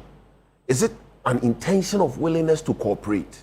If it's an intention of willingness to cooperate, then you sent it yourself. You submitted. So you should be more enthusiastic in cooperating. You should be in a hurry to deliver. But now, for the very person that wanted help, is now being chased and he's backing out, knowing very well that the help he wants cannot be delivered without the AG. Now, I've heard, for instance, some things like leakages. Yes, so that's a major part. Wait, I'm coming. When the Office of the Special Prosecutor is pursuing a job, look, leakage, what can be detrimental in this regard? The leakage can be detrimental to the investigations, and I'll tell you why. No, but he says some of those leakages put some of their officers in line of peril. And so who was going to help him in the extradition? So if the leakages... So he wants the identity of the people disclosed. No, I'm saying that. So he doesn't trust the AG. That's what No, he's saying that the leakage. So he doesn't point fingers at the AG as being the source of the leakage. He's saying that whoever leaked the document has put officers of the Special Prosecutor's Office but the AG, in danger. AG has sworn an oath. Which document was leaked? No, there was some. There was his communication to the Chief of Staff, the Chief of Staff's communication to the AG, the AG's communication with himself. OSP, yes. OSP, so there were communications, and all of that got leaked. It's part of the trigger of the But let me ask you. And he says his confidence did not come from his office. Salom, Salom. So what makes him think that? What makes him think that is the AG that leaked it? No, but he said that. No, but what's He didn't special say that. about that? No, He didn't say that. I don't see anything special What is special about that leakage. leakage? But he's worried that his Let's all his stop people's for a identity. second. The names of the investigators. I'm sorry. As stated in the correspondence. The names of the investigators who are to take charge Yes, of and that's dangerous. Yes, that's not. That's not. No. I'll say they are stated in the So yes, correspondence. so there was. Yeah, that's what he claims. Yes, I have not seen. There were the names of two people. There was a request from the office of the AG to the special prosecutor to indicate contact details of the persons who would be assisting the AGs between the two officers in dealing with the extradition, and the names were provided. But I don't see an investigator is a public officer. No. But you see, it is not all. Of course, you know all the narcotics. We are dealing with agents and all I of don't this. know. Exactly. We don't even know who Investigator. You don't know how many. You know all the BNI investigators. If you want to know, No. It's also exactly. Without any effort. Exactly. The leakage is not ideal. The leakage is not ideal. But So now the point is this. So he is careful. Yes. My brother, He's cautious. Cautious with the Attorney General's office. The AG, the office of the special prosecutor is the rib of the Attorney General. Sure. In fact, the Attorney General said it's autonomous. In my view, there's a question of constitutionality even about the creation of the office of the OSP. And all the OSP's point is that he's independent. And I'm saying that there is, I know that. Yes. The Article 18 and all of that. The Yes. OSP is under the oversight of Parliament. Even though its statute seems to say that it is not under the control of the AG when it comes to prosecution. In my view, powers from the AG. In my view, it is even unconstitutional. It is not. You are provided us in power to other agencies. That power, the AG proof, when the AG gives you power, the AG could tell you to stop. If you look at the DACOP Act, for No, but the AG could tell you. But I'm saying but the AG could tell you to stop. It doesn't make it constitutional. The AG has the exclusive power when it comes to prosecutions. The AG determines who we all know that. But the issue is also to do with you create an office and you say that for corruption-related offences, you do not want, because of previous experience, blah, blah, blah, you don't want that prosecution to be interfered with by the AG. So the AG now cannot enter a nollie prosecution when the OSP has initiated a case. An act of Parliament. An act of Parliament cannot override the Constitution. Article 11 is clear. Wait, so now let me come to you. You put the civil society and all of that together for me. I mean, leakages and all of that. Give me an interim report. The report is not coming. They say they are in the process of the extradition. They have said a number of things that they have done recently. So, for example, the OSPs identified a fugitive. There are verification and charges. Interpol red alert has been done. Submission to the Attorney General, and all of those things. They are the processes. They are somewhere along the line. You think that the OSP is delaying, or you think that the AG's office, because of public pressure, is just speaking to give them some time? No, I think clearly the way the OSP is conducting himself is a clear case, once again, in a country of let's do something to represent something. No commitment. You see, no, even though he's held press conferences, people have even said that the way he manages emotions is that it appears as if he has a specific axe to grind against Kenoforiata, etc., etc. This is just to represent something. There are so many phases to this issue, and I think one of them is whether or not, if indeed even the OSP is constitutional. And I agree. No, but that's a bigger discussion. There are so many different phases to this. Or somebody could go to court in the heat of it to throw the OSP's office away. I agree 100% with my brother here. In my view, the OSP is unconstitutional. In my opinion, I think it must be stated clearly. We better take the case for the OSP. But you see, we created an institution, an anti-corruption institution, in line with one of the underlying values of our constitution, which is probity and accountability. Yeah. So when you are talking about the purpose of the Constitution, which ultimately is to protect the liberties of the people, the lives of the people, and their right to pursue their own happiness, you must juxtapose that against also the burden on politics to build a strong state. You understand? And Ghana, in line with the principles, and also in the preamble to our Constitution, and one of those values is the value of probity and accountability. So that's why we set up the Office of the Special Prosecutor, and we felt that we needed to make that position non-partisan. We needed to make it independent. I find it worrying that the OSP did not have the courage, the cojones, to bring these charges, not charge, let's say, so to bring these allegations against Ken whilst Ken was in office. Because the issue of the cathedral has been an issue that has been raging for some years. Yeah. No, but you see, how do you bring charges against it? It's beside the point. You understand? The point that the people of Ghana, because the president, when he pushed for the OSP agenda, made a case for the need for us to have a body, an institution that was both independent and non-partisan. And in fact, that was the best way for us to deal with the raging issue of corruption, which was making it very difficult for us to fulfill the purpose of our Constitution. You understand? Then for us to have this office, which is meant to be independent, and the person who is the OSP to not have the courage to bring these allegations against the finance minister whilst he was in office, flies against everything that the so-called office was meant to stand for in the first place. Two, I find it very worrying that all this controversy, the press conference, because the press conference is not just the recent press conference, but the famous press conference in January. All of this happened when clearly there was no charge. Because as it stands now, 10 months down the line, there is no charge. So is it a case that, like we always do, we are playing games with something as serious as beyond somebody's rights, but something as serious as the allegation? Because to think that 96 million dollars for cedis of our monies are lost, and all we have to show for that $96 million is a big hole. And to read the report from the auditors, that says that these monies were expended without the authorization of procurement. You understand? The SM1, you were quoting about 1 billion. So that all these monies have been lost. These monies are being attributed to the what's called finance minister.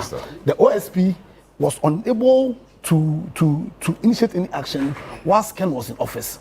In spite of all the so-called audit reports, we have auditors and internal auditors, external auditors, and there was no cause for the OSP to bring or to initiate any action when Ken was in office. And then you started for 10 months, there's no charge, and you have press conferences and you do all this. So for me, I think it's a clear case of a fundamental lack of commitment once again to fight corruption. So fundamental lack of commitment, as in the OSP is not interested in advancing this case. And that's what I think. I think that there's enough evidence. Yeah, you understand? There's enough evidence to make me believe that once again, let's do something to represent something. And I think it's a fundamental problem with our country. So we believe in the creation of institutions as a form, but we do not imbibe those institutions with the spirit, with the spirit to build the virtue of the. So let's do something to represent something. Once again, we play games. You understand? We deceive the public. We hold press conferences, and clearly, I don't think anything is going to happen. So what can the AG do? Is the AG's hands tied? Can we say that there are 5 cases against the kind of fraud you are dealing with? can you just focus on to give us 3 or what can the AG do? No. So the AG's hands are not tied. If it's clear from what you're saying that it's just something is just being done to represent something. Article 8 is very clear. But the OSP is independent. No, but article, you see, I think they were going back to the constitutional argument. Yeah, because whenever there's a conflict, a seemingly conflict between the constitution and an act of parliament, you resolve it in favor of the constitution. So resolving it in favor of the constitution means to scrap the office. I'm saying that my senior didn't go as far as to say it was unconstitutional. But I'll go as far as to say that the OSP is unconstitutional for all intents and because you see the constitution is so clear on into whose hands the prosecutorial powers of government has been granted to. Is the Attorney General. So the OSP is like similar to an agent of he's the one mandated by the Constitution of Ghana, mandated by the people of Ghana to prosecute issues. So that indeed, I think the AG should take the cases from the OSP. Probably we should go to court and challenge the constitutionality of the constitutionality of the court, and if that goes in favor, if that goes in your favor, it means the OSP is scrapped. It should be scrapped. You see, that's you see, when we are building institutions, when we are building institutions, we ought to build them well. You understand? So I think when a debate on the OSP happened, people raised those issues that if you indeed wanted the OSP to be independent, then the proper way to do it was to have amended the constitution. That was going to be a long route. No, but it's better than what we have now. So breach. You understand? It's better because right now you have an OSP who, like I'm saying, didn't even have the courage. He did not have the courage to charge Ken when Ken was in power. They are doing this press conference, in my opinion, it's just the normal games. You understand? The AG's hand shouldn't be tied. Because what is at stake goes to the very foundation of the virtue of this country. The extent to which corruption is destroying this nation. You see, Aristotle says something when he defined politics. That politics is the master science that is concerned with what the strength of the state and the well-being of the citizens. So when you are in politics, the other things, law, economics, everything, you understand, you should be able to control them. To what end? To the strength of the state. And we know what corruption is doing to our country in terms of the values of our I know we'll discuss what's called the NSS issue and the other corruption issues. It's unbelievable what corruption is doing to our state. And then in a bid to fight corruption, we create an institution by breaching the constitution. And clearly, we see the way everything is being handled clearly shows a fundamental lack of commitment by all of us. Whether those in power, those of us in opposition, the journalists. There's a fundamental lack. You are not in opposition. You are not even in parliament. We are in opposition. You are not in opposition. You are watching. You are watching. I'm not in opposition. You are not in opposition. Bro, you don't have one seat in parliament. Listen. You see, when you naturally, you see, if you consider the fact that power, the people are the sovereign, then every Ghanaian, you understand, every Ghanaian ought to be interested. So those who do not want political power now, you understand, can choose to say that they are in opposition. You understand? It's not about going to parliament per se. The CSOs are not in opposition. But you have a huge role to play in the politics. So for me, I think my position is very simple. I think all what is happening is a clear case of, once again, let's do something to represent something. There's no commitment. And unless the AG himself takes steps by taking the matter from the OSP, and he has the constitutional mandate, the power, he can do that if he chooses to. Then I bet you nothing will happen with this. I see. Let me take a few messages. I'll come to Senor, who is civil society, who is everything really. This is from your brother Palgrave and our friend Dr. Palgrave Bachidanko. Said, "You are a very good panel this morning. Solid stuff from everyone. Tell Apia Danko, my brother, to come from UP." He said to come home. This one from Papa BC in Spinter says, "Hi Salam, sad to hear how corrupt people in position of trust milk the state. Worst ones from so-called judgment debts. All those in the MPP thinking oral is just a political talk show should take note. Very, very soon, tribunals are on their way to kickstart the whole show of prosecuting those corrupt ones in MPP and within the society who they would. So they should relax and watch the show in a few months. Yes. So, Senator, I mean, civil society is part of the reason why the AG's office is feeling pressure. And of course, the OSP's office is feeling pressure. The OSP has said that it takes time to build dockets. Contaminated fuel. Well, which one is that? Is that it's putting Gary, it's putting sand in the Gary. So I mean, and the message, the message to you guys is that it takes time to build a docket. You don't just want to put something together, rush to court. The court to throw it out because the court deals with hard facts, evidence. As a friend of the learned people, I'm not the learned man. But my friends are learned. You teach learned men, and I teach learned people. Yes, but to be honest, I think that politicians must look at this corruption matter very carefully. Probity and accountability are fundamental to the construct of our constitution. They reflect aspirations and ideals and values around which we bring into reality those promises that a constitution gives us, which includes a better life and all that for our people. It creates a framework for our governance. So when we deal with issues of corruption, the way we deal with them, it's a problem. At the heart of the dwindling confidence in our democracy is corruption. Like we discussed last week, everybody calls each other corrupt. And yes, all of you want to come and rule us. Almost every coup in this country that has been successful has had a story, an allegation of corruption. Every single government that has knocked out another political party has come campaigning heavily and making accusations of corruption, only to go out with the same kinds of accusations. We should take this matter very seriously.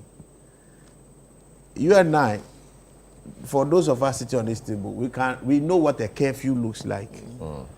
We know how uncomfortable it is. Some of us may have seen parents moving from one house to the other just to manage these kinds of situations. It's not a very interesting thing.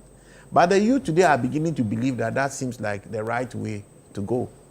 They look at Burkina Faso and the purported progress that's going on there. People are beginning to think like that may be the best way to go. We are failing people. And the more people get to hear about corruption and our inaction around corruption, the worse the confidence in democracy is. So to my brothers here, the active politicians, I beg you, I understand. I delivered a lecture at the Constitution Day lecture, and I said that corruption is the currency for our democracy. That is the kind of democracy we have created. It is the currency. It is that one thing that funds our democracy. But you need to realize that it is the one thing that will kill the democracy. So we need some serious rethinking. The conversation here about whether the constitutionality of the OSP or not is an important one. It's also a reflection of will. Is there some kind of confusion? There is a legitimate confusion around that matter. But why didn't we solve it properly? By those people who are supposed to be the pioneers of law, the MPP at the time. Why should we talk about long routes? Why should we talk about convenience? Is it that both parties could not even agree that corruption has to be dealt with an institution like this? It's a problem. This is something that should actually get consensus quickly from everybody. If we have to amend the Constitution, this one would have required just 2/3 or so of it. It's not entrenched. It's not an entrenched thing. I don't think so. 88 is not entrenched. Is it 88? No, we can just check. I don't know. All right. If it is, then fine. Maybe we'll agree that way. And if it is, and we are using this as a bypass for now, it's not something we should be fighting. It should be something that we should all be working towards, because we realize the policy construct, the policy value, and democratic sustainability in that kind of office. Do we need the office of the OSP? Absolutely. In a very politically intrusive and pervasive environment like this, which is the primary anchor for facilitating the corruption, how do you leave the prosecution or the fight against corruption to the same people?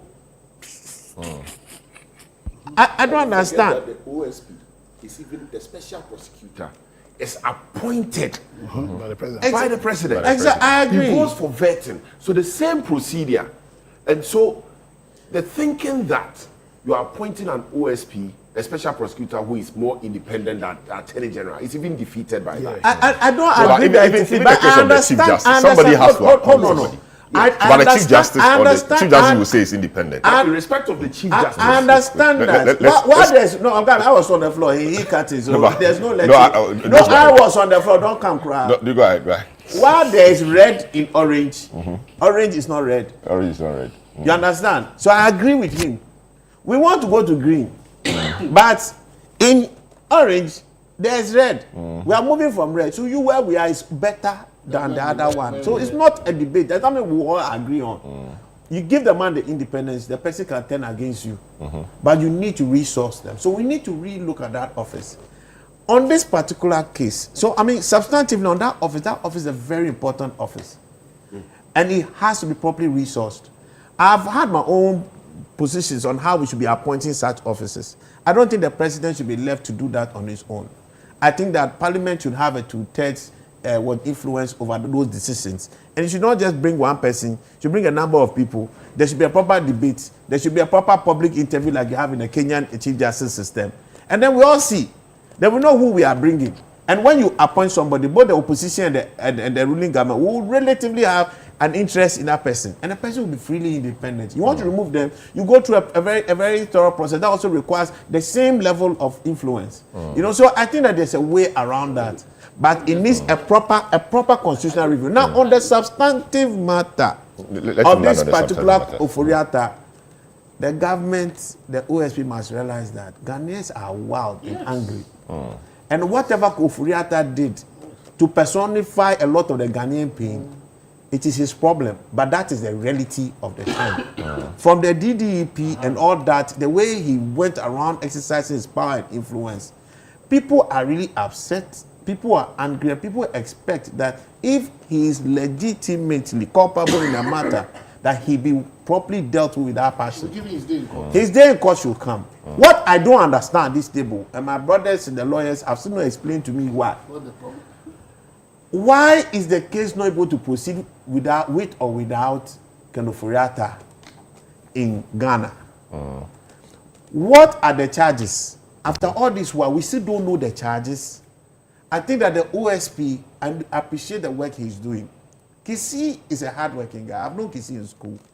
He's a fine brain. He had a first class, if I'm not mistaken. He has a relationship with Ayini. He worked with Ayini in Ayini's firm for about 4 years or so.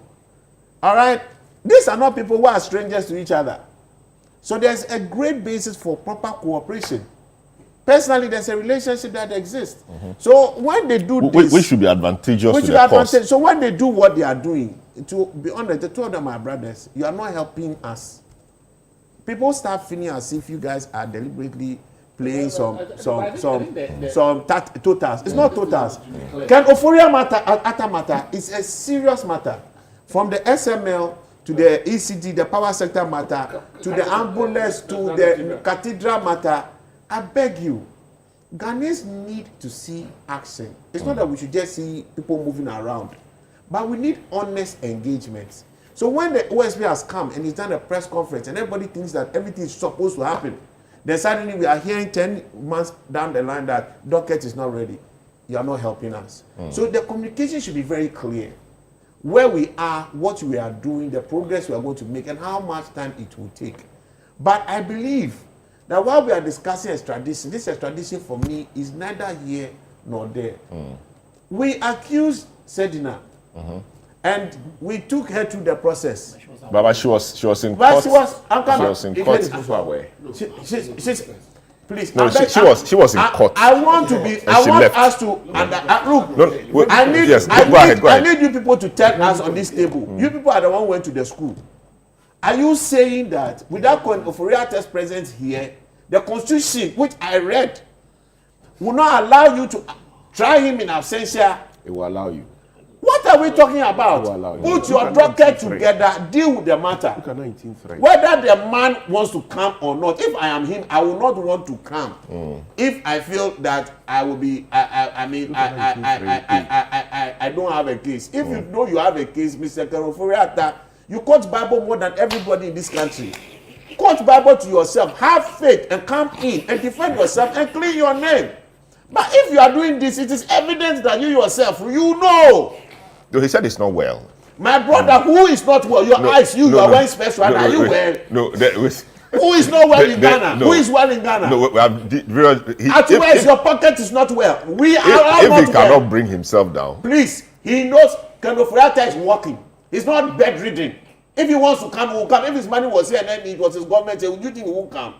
When he had COVID, or whatever it is that happened to him during the COVID time, and he was sent to Mayo Clinic, didn't he come back? Is he in a West State that he left here in Ghana at the time? How did he sit in the plane to go? Please, stop playing cha-cha with people's lives. People are very upset. And let's not wane the confidence in democracy. For me, it's my biggest problem. So everybody, you know, Kenoforiata, have faith, pray your prayer. You pray everything, you wear white. Wear your white, do blow your tongues, and come to Ghana. And come and solve the matter. OSP. Do your work, AG, no grammar. Whatever it is, deal with the case. If the guy is guilty, he's guilty. If he's not guilty, he's not guilty. There's no way that you can say that these cases that have been mentioned are matters of just political prosecution. Every Ghanaian had a major interest in this particular matter. So resolve it. Great. And let us go. Great. Let me just, so, I mean, a few messages. Penny Namfo says, God bless you, Nana Bafuwa. Always pleasure listening to you. Great submission from they call you people's lawyer. I didn't know that. That one is not true. And this one says, how many free cases has he done? If you don't pay this man good money, he won't mind you. Good morning, host. If you pay him, then you get good job. Good morning, host. The AG just wants to win the public trust, but some of us know the tactics he's using. If indeed the NDC wants to fight corruption, why didn't they start from their homes? This one says, good morning, host. I have noticed anytime there is a change in power, these our politicians play games with us.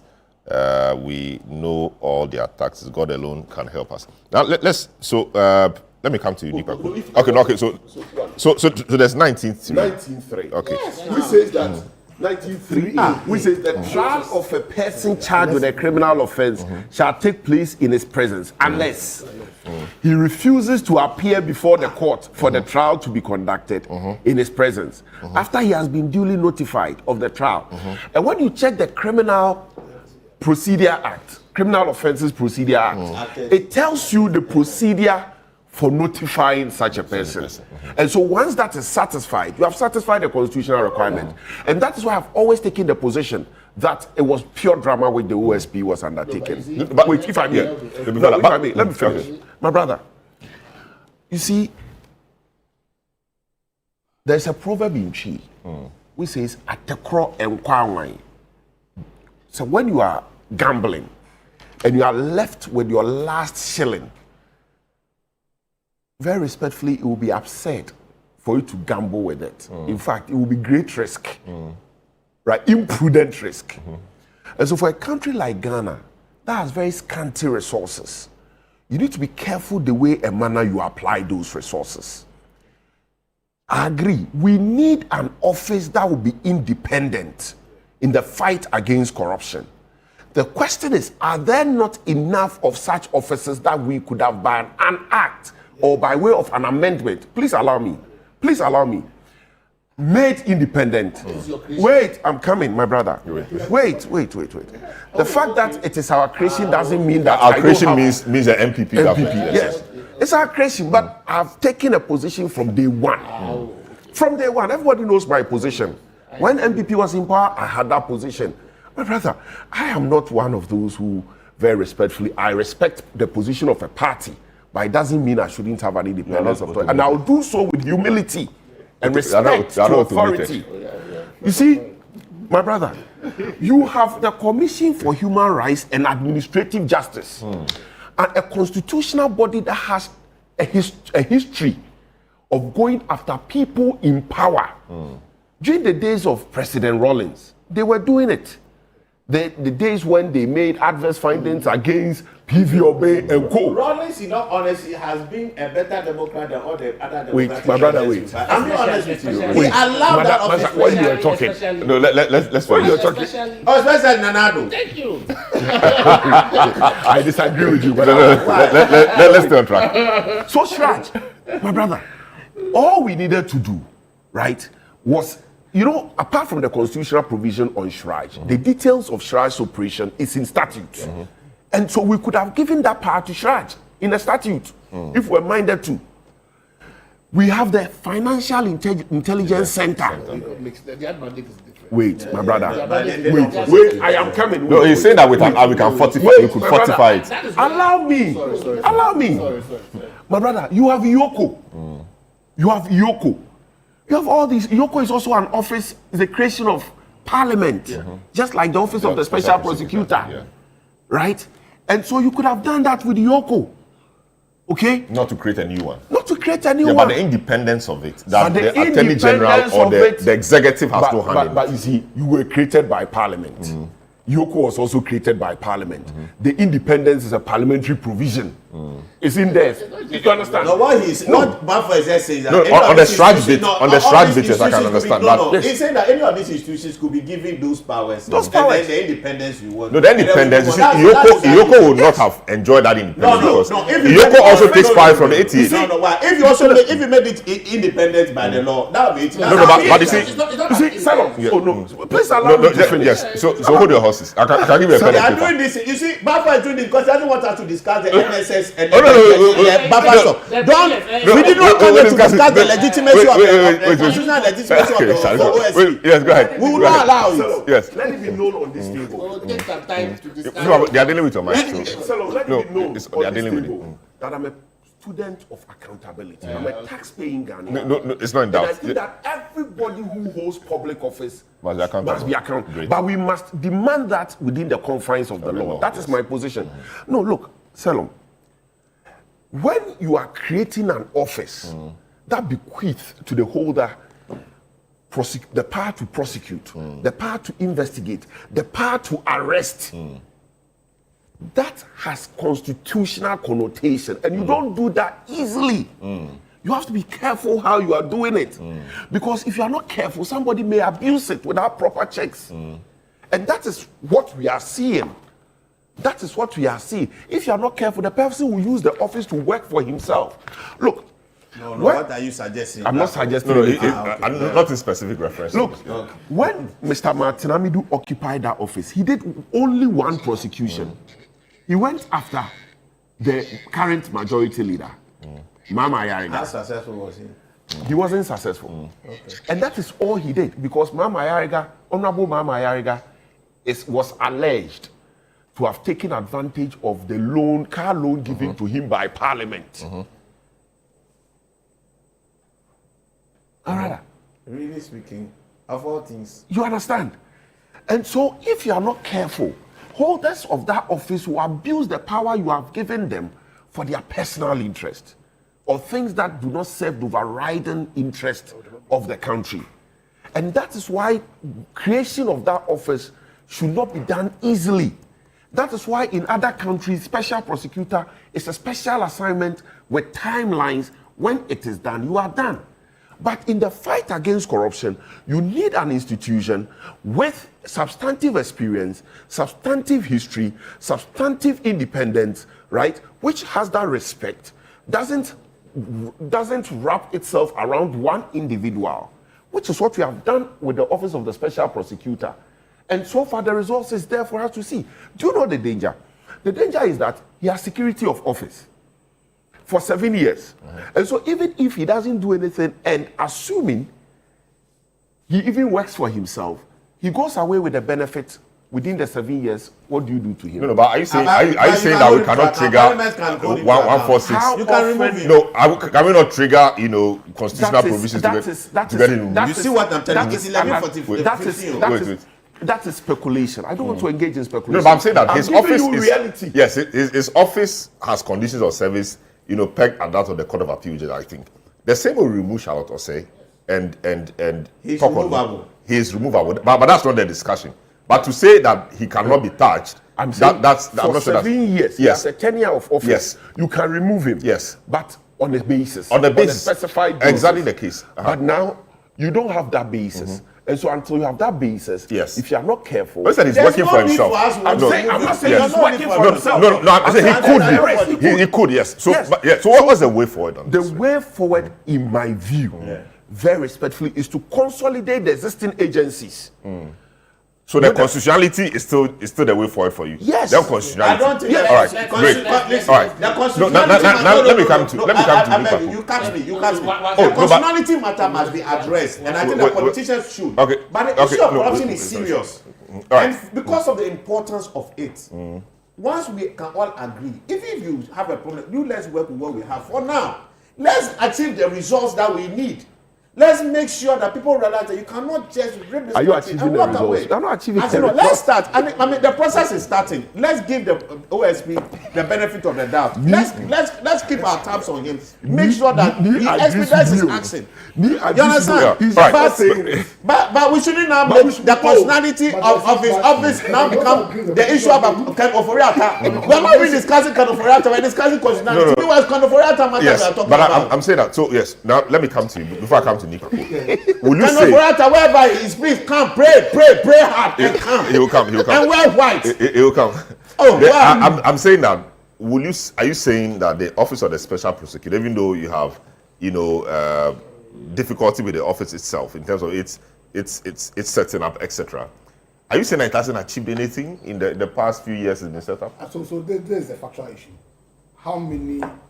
No, the mere mention of the office of the special prosecutor could make somebody stop doing something wrong. The mere mention of preventive. No, so we had the OSP. Preventive. We had the OSP. Yeah. We have the Auditor General. We have Yoko. Yes. And we are alleging that NSS 2.2 billion is missing.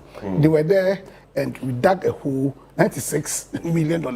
They were there and what's called Hanan is being alleged to have acquired all these properties. They are there, and right now corruption has gotten to a level where it's become more than a canker in our.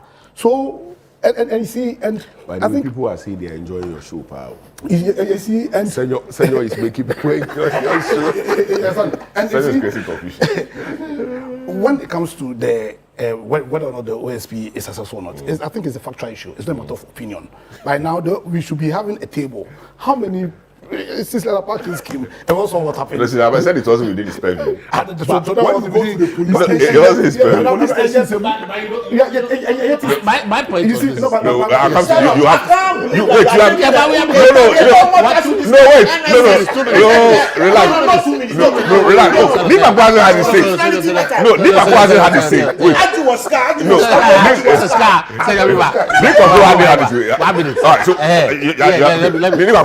So I say that. No, but do you not agree that the OSP or whoever can go against Ken Ofori-Atta with or without his presence? No, I agree with him. Okay, great. But I raised the matter. Yes, I agree with you. But he supported it with 19-3. But the other point is that the Auditor General, it's about time we give him prosecutorial powers. Agreed. Okay. Because if there's one report that we can, the search charges everybody can come around. Yeah. Can come around. It's his office. Why I even have a problem You understand? with the office of the special prosecutor. The reason the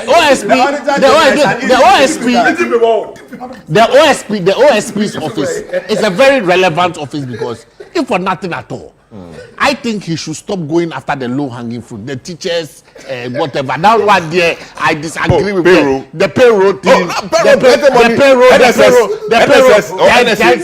10,000. No, when we had the whole that we could all see. You understand? You see, the whole idea is that he is supposed to go after big fishes, white collar crime. Clear acts of corruption. You understand? No, but manipulating the payroll. I think that we should even go ahead and give him a threshold. If the offense is not below maybe 50 million, he shouldn't even touch it. You understand? So that we leave those small things. No, but see, the auditor. How about on the surface, it looks like 2 million. But when you dig, look at the NSA matter. It started small, but now you give him billions. you give him a threshold that if the matter is not about maybe 10 million, 50 million, 20 million, you don't have any business touching it. You understand? Then we can deal so that his focus will not be almost like what's the tentacles everywhere, the octopus, everything, the petition. No. The OSP's office must public land everything. No. The OSP. The minimum is 20 million, 30 million. Then we know that. Look, these are the fishes out there. Casey is doing his job. Okay. He's working hard. It's also a constrained office. And that is why you don't go after everything. I agree. So I mean, let's all work with. Let's help shape the office because look, we have listen. Hold on. We brought in Mati Hamidu before God the man. What have we seen? So please, Casey is progress. Yes. So let's but we can improve. I agree. Let's help shape that office and let's make it be impactful as we desire it to be. Things like what you are saying, I think is relevant. Yeah. He's in Parliament. We should be looking at doing it. Either curing the constitutional problem, and also putting the parameters that make it effective. And empowering it, we should do that.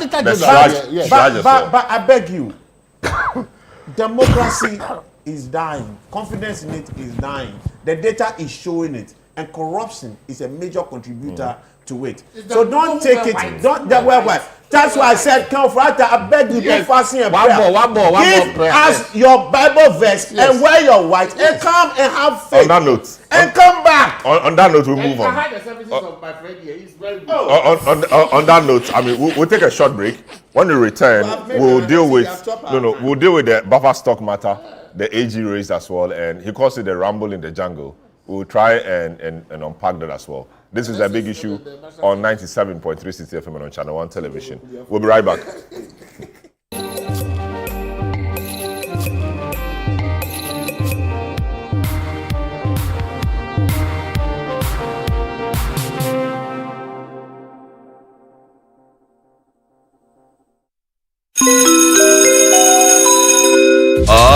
Announcing Ghana's first unlimited photocopier leasing. Yes, from just 983 Ghana cedis, you can lease a multifunctional photocopier and print unlimited. Yes, unlimited and free paper every month. Guess what? That's not all. Toners, repairs, and maintenance all are free. And oh, I'm not kidding at all. And we cover the whole country. Yes, the whole country. What are you waiting for? Just visit us at www.valexlease.com or call 0244 644048. Remember, terms and conditions apply. Valix Lease, affordable document management solutions.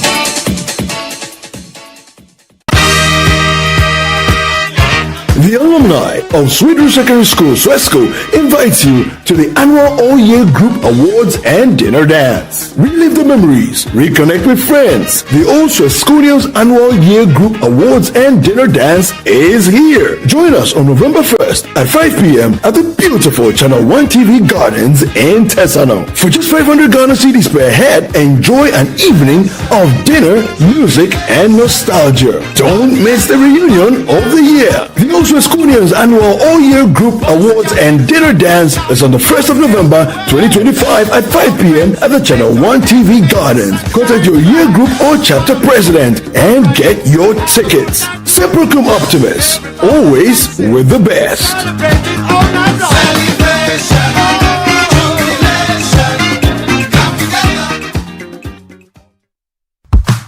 This November, something amazing is coming to Accra. Are you a farmer with fresh produce? Are you into fish farming, poultry, or livestock? Then get ready for the November edition of the AgriFair 2025. Yes, AgriFair 2025. It's happening on Friday the 28th to Sunday the 30th of November. It's happening at the A4 Children's Park, and it's 10 a.m. to 6 p.m. each day. It's the ultimate weekend marketplace. From fruits and vegetables to poultry, livestock and fish to agri-inputs and processing machinery, all at unbeatable farm gate prices. Whether you're selling or buying, this is your chance to connect, trade and grow. Enjoy the freshest farm produce, sizzling kebabs, and a vibrant marketplace atmosphere all in one space. Register now and secure your spot. Call 0558-973-973 for more information. AgriFair 2025, where culture meets innovation.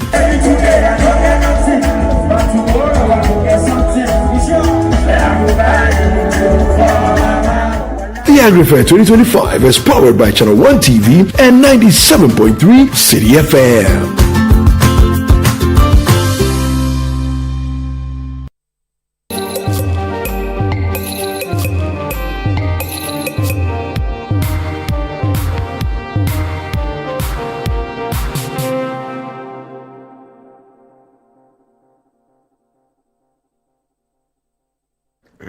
All right, you're welcome back to the show. Senyo will see is misbehaving here, being aided by Nikwaku. I think they are remembering their SRC days, but that's fine. So you're welcome back. We're looking at the AG or the buffer stock matters and the other alleged corruption cases in institutions like the NSA, etc.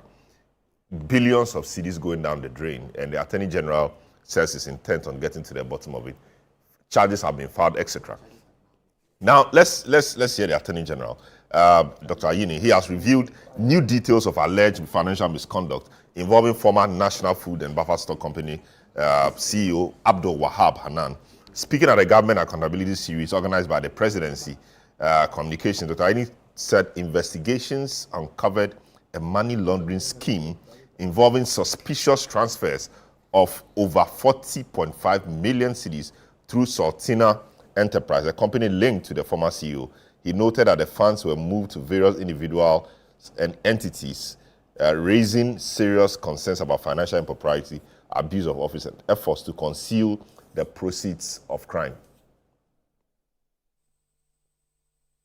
The latest revelations by the Attorney General allege illegal money transfers made during the tenure of the former Buffer Stock CEO to various individuals, including his wife and former workers of the Buffer Stock Company, raising serious concerns about financial impropriety and abuse of office. The Attorney General says assets linked to the alleged financial crimes have been frozen. While serving as CEO of Buffer Stock between 2017 and 2024, Mr. Abdul Wahab colluded with his wife, Faiza Seydou Wuni, Richard Sam, Head of Finance, Bismarck Ousu Boache, Finance Department, and Emmanuel Atta, Corporate Affairs Manager, and others to create an elaborate criminal enterprise that was used to steal and launder public funds from the Buffer Stock Company.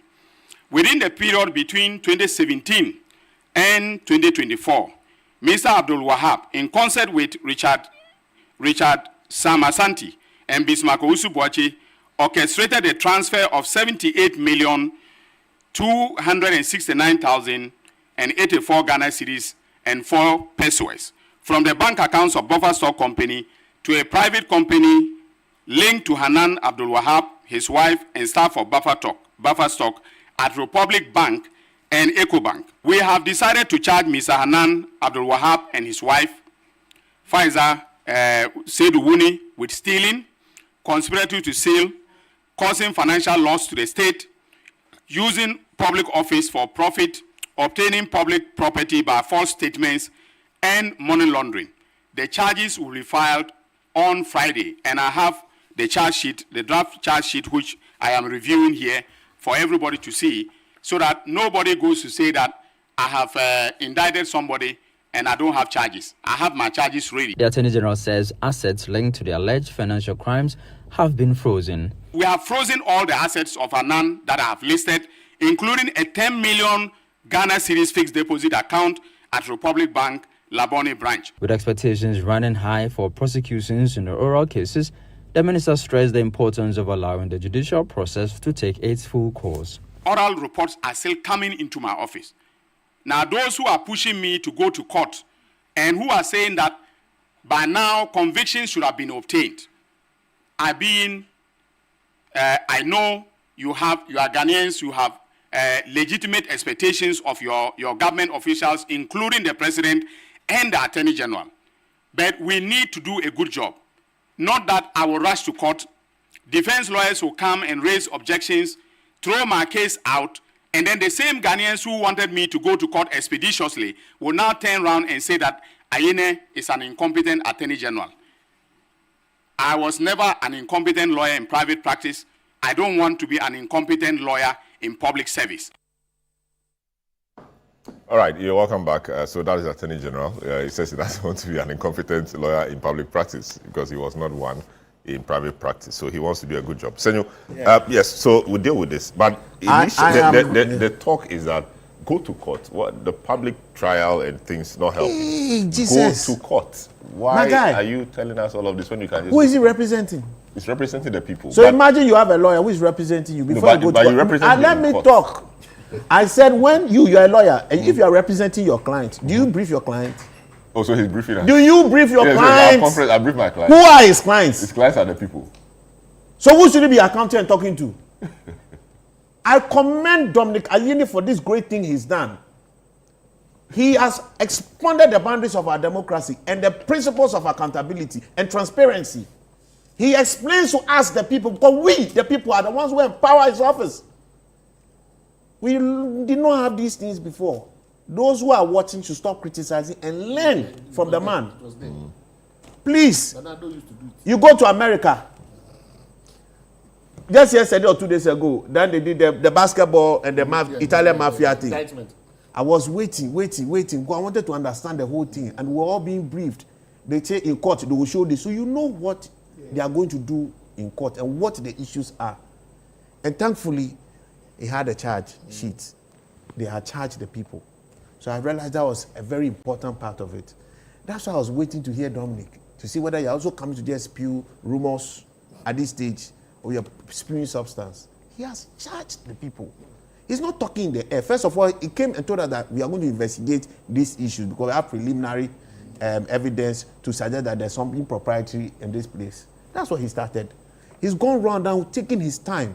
This is professionalism at its excellence.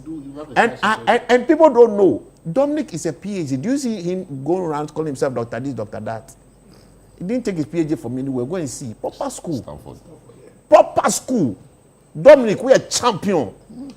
Having said that, let's deal with the matter.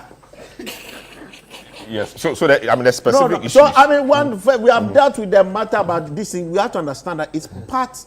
The Constitution encourages our public the officials to engage in such public discourse, to be accountable to us, to report to us. But what happens? You understand? If these are allegations.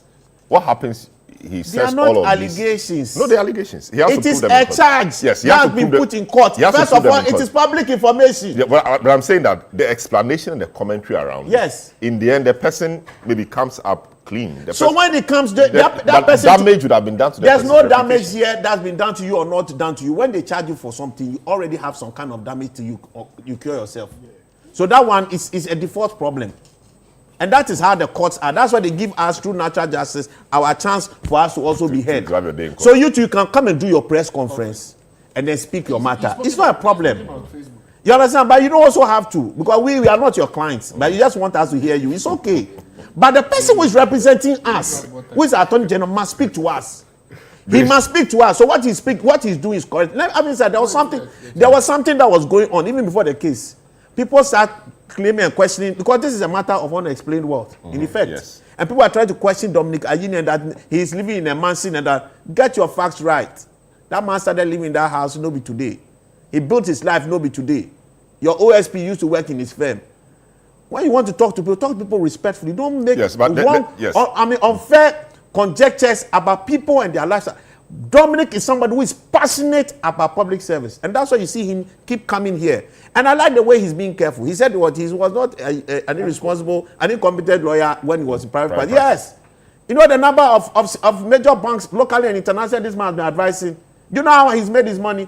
He didn't come here then in 6 months went to buy property in some place like Airport Hills or not. He's been living in his house and he lives there peacefully. He doesn't go and carry soldiers there. You guys see there's only one policeman there. He's not afraid of anybody. Please. That man is a person you should respect for what he's doing. Let's support him his work. Buffer stock. The things that the buffer we couldn't find, it seems that now we are finding it. And it is a big problem. I'm heartbroken because Hanan is also my friend.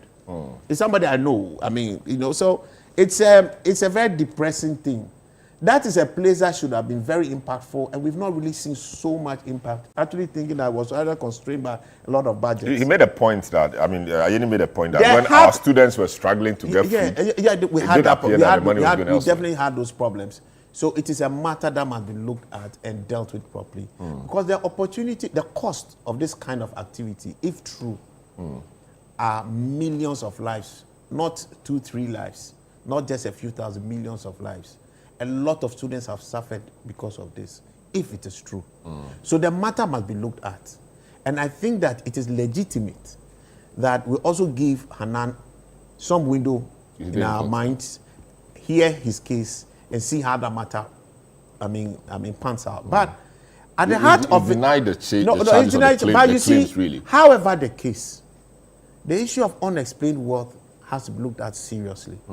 And it's high time that the government and the politicians quickly take action if they have any meaningful passion for the fight against corruption, which I've already indicated is threatening confidence in our democracy. I've shown you messages coming from people suggesting coups, benevolent dictator. Those who say this is, I beg you, you haven't seen one before, that's why you are saying that. We have to fix our democracy. So if the corruption is a matter, let's cure it. How all of a sudden, in all honesty, we live with our politicians. You get one appointment, and all of a sudden, things just change. Your children will leave UPS Legon and suddenly go to GIS. Meanwhile, your school fees and your salary, they don't match. You understand? You're an MP. What's your salary? You are netting 15,000 Ghana cedis or so. You have to pay everybody and their mother around you. And yes, still, you're able to create financial space to be able to start owning properties left, right. Meanwhile, we knew you were just a teacher before coming to the place. So what has happened? This asset declaration matter. How are we actually ensuring that we go back and account for it? Hanan is staying where he was. Where was he staying before? What economic life did he have? What declarations did he make? How come did he acquire this asset? What legitimate business activity did he undertake? Are his tax returns actually justifying these? And you know, while we are pointing our hands to the politicians, we businessmen to also start being honest. We all day inside. We all day inside. How is the politician making and reaping the state? He's working with businessmen. Self-start businessmen, political polypreneurs, as I call them. And yes, that's what we've become. So look, this unexplained wealth matter must go to everybody. I think that, in fact, all of us sitting here, I'm sure at some point we will all find ourselves wanting, because we can't even account for all our assets properly, because we don't keep our records properly. But unexplained wealth, the laws must be passed. And I'm happy and proud that I sponsored the Attorney General's office about some 4 years or so ago, when I was running the Chamber of Bulk Distributors, for training on unexplained wealth. I don't know where that matter has gone. But unexplained wealth must be activated. Every single politician, every single private man, when we see the money you have, we have to match your declarations with your taxes. You understand? All of us sitting here, our skin will catch us, true, but it will be a good time for resetting. Match your assets, your declarations, come again and see what exactly has happened while you were in office. But politicians, the onus on them is even higher. The requirement of them should be even higher, because you are out there for public service. Not for us, the public, to serve you. It's for you to serve the public. Have you served us? These problems are heartbreaking. All these people know you before you come to office. We all know you. Your neighbors know you. So when you come to Airport Hills and politicians are doing their things there in my neighborhood, it is not anybody. It is the Masons and then the foremen who do the concern that this person is honorable this, honorable that. I'm just telling you the truth. So very soon the concern will go out and people start questioning, how did you come by that wealth? What did you do? And people look at their lifestyles and see their struggles in it. And people will not be able to relate to it. That is why people are beginning to think that there should be a coup in this country. But which is what we don't want. Don't think like that. Fix the democracy that we have now. It's our best chance of turning things around for us as a people. Very well. Let me go to Nana. I'll come to me. So Nana, I mean, Nana only have 30 seconds because he's the one who hijacked how did we sit for all this rot to happen? The NSA, buffer stock, etc. boards were there, audit committees of boards, etc. I mean, how did we sit for such rot to happen under our watch? The very question you've asked is the very reason why the Attorney General has to tread cautiously with the facts he puts out. Because, you know, just as the Bible says in 1 Corinthians chapter 6, verse 12. Please. It's not white. It's not wearing white. It's not wearing white. It's not white. So we are safe. It's not white. It's not wearing white. It's okay. I'm surprised. It's okay. When you dear Kabada, you giving me one article on that conversation. I'll come there. Hey, You see, Dada, we have the right to address the issue. You have to go to the man. Address the issue. But we have a right to everything. But not everything is beneficial. That is The questions. 10:26. Not everything that's permissible. That's Right. Allow. He's overwhelmed by the corruption in his party. Don't worry. Allow. Look, that is why the Attorney General needs to tread cautiously, because there's always two sides. The man has lost his voice. To an issue. And the Attorney General is not just the Attorney General who is vested with prosecutorial powers. He's also the Minister of Justice, which means that he also has the constitutional injunction by way of obligation to ensure that individual rights are also protected. And so in putting out the facts, we have to be cautious.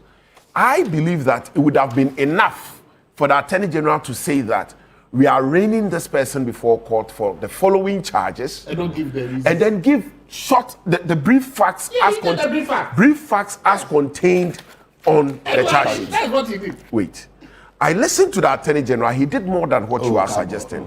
For instance, I heard the Attorney General say that even with these facts, I will succeed. Yes, but he made a point about unexplained wealth. Wait. He made a point about unexplained wealth. He said, I will succeed on a charge of abuse of office. See how confident he is. No, but he has to be confident with his case. I agree. Shouldn't he? But he should be taking a cue from his own experience. The Attorney General was the lawyer for Konadu Agyeman-Rawlings in Tagore when his case went to the Court of Appeal. Konadu Agyeman-Rawlings had been tried in the media. He was not the lawyer at the High Court. No, he was not the lawyer at the High Court. He had been tried in the media. Everybody in this country convicted him of drug trafficking. But was it a lie? I'm coming. He went to the High Court. When it was arraigned before the High Court, he was convicted. Dr. Dominic Aini became his lawyer at the Court of Appeal, and he succeeded in overturning the conviction. Now, Senor, please allow me. Senor, allow him. No. Senor, when the conviction is overturned. It doesn't mean that you were not what I'm talking about. No. It does not mean that. It means that the case was not properly made. No, not necessarily. I mean, so I'm just saying that's necessarily. No, wait. Senor, okay. Why is my brother going on the way to? That is the reason why. That is the reason why you have to be cautious in putting out facts as Attorney General. Because there are two sides to a story. There is going to be a judge who will listen to the two sides. That's job. Go ahead. Just go ahead. Just go ahead. He should talk about the money. So I mean, I'm saying he ought to have managed the facts. He put out too much facts. That maybe he has more. No. Have you noticed Bafa has not quoted the Constitution? No. He quoted the Bible. He quoted the Bible. The reason why the Attorney General has to be cautious, particularly as Minister of Justice, is the constitutional right of the presumption of innocence. Yes. We know that. The forum where that person would have equal stature and right to protect himself is the courtroom. In the media, that person you are crucifying doesn't have the same stature, might not have the same hearing. It is the courtroom where those protections are available. And so when you have done, how about the view that we are his clients? So he has to brief us, tell us what. That is another reason why he has to be careful, because his clients will now begin to put pressure on him. Of course. Wait. So he'll do a good job. So you do a good job. Yes. Forgetting that you are not the judge. Forgetting that, look, forgetting that some of the things you hold that have made you come to that conclusion that you call irrefutable evidence may end up being even inadmissible. Look, I've said it on another platform. In the Republic versus Bafuboni case, Eugene Bafuboni matter, there was a statement which was a confession statement seemingly that the court rejected as being inadmissible. I am sure that if Dr. Dominic Aini had gotten hold of that statement, he would have waved it to the whole of Ghana and said, I even have a confession statement. And so I am going to succeed in court.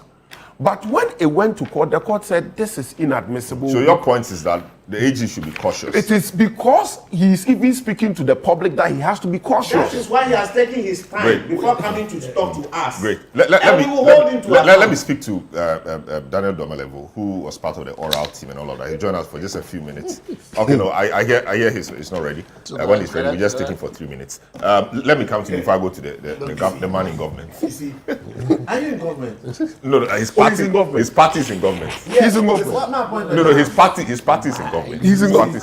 Wow. Wait, let's listen to. Isn't the fact that Hanan, when he started his job, was taking 15,000? Yes. And when he was taking 28,000. Now, let's do that together. That's like 3-point-something million. And there's also not the fact that all the properties he's claimed to have, he has them. One is 1.4 million. Yes, the one is his salaries can never get 3-point-something unless you mean cities. So they're 1.4 there is dollars. Yes. So the Anti-Money Laundering Act itself alone requires that Hanan needs to come explain to us. There's reverse bidding there.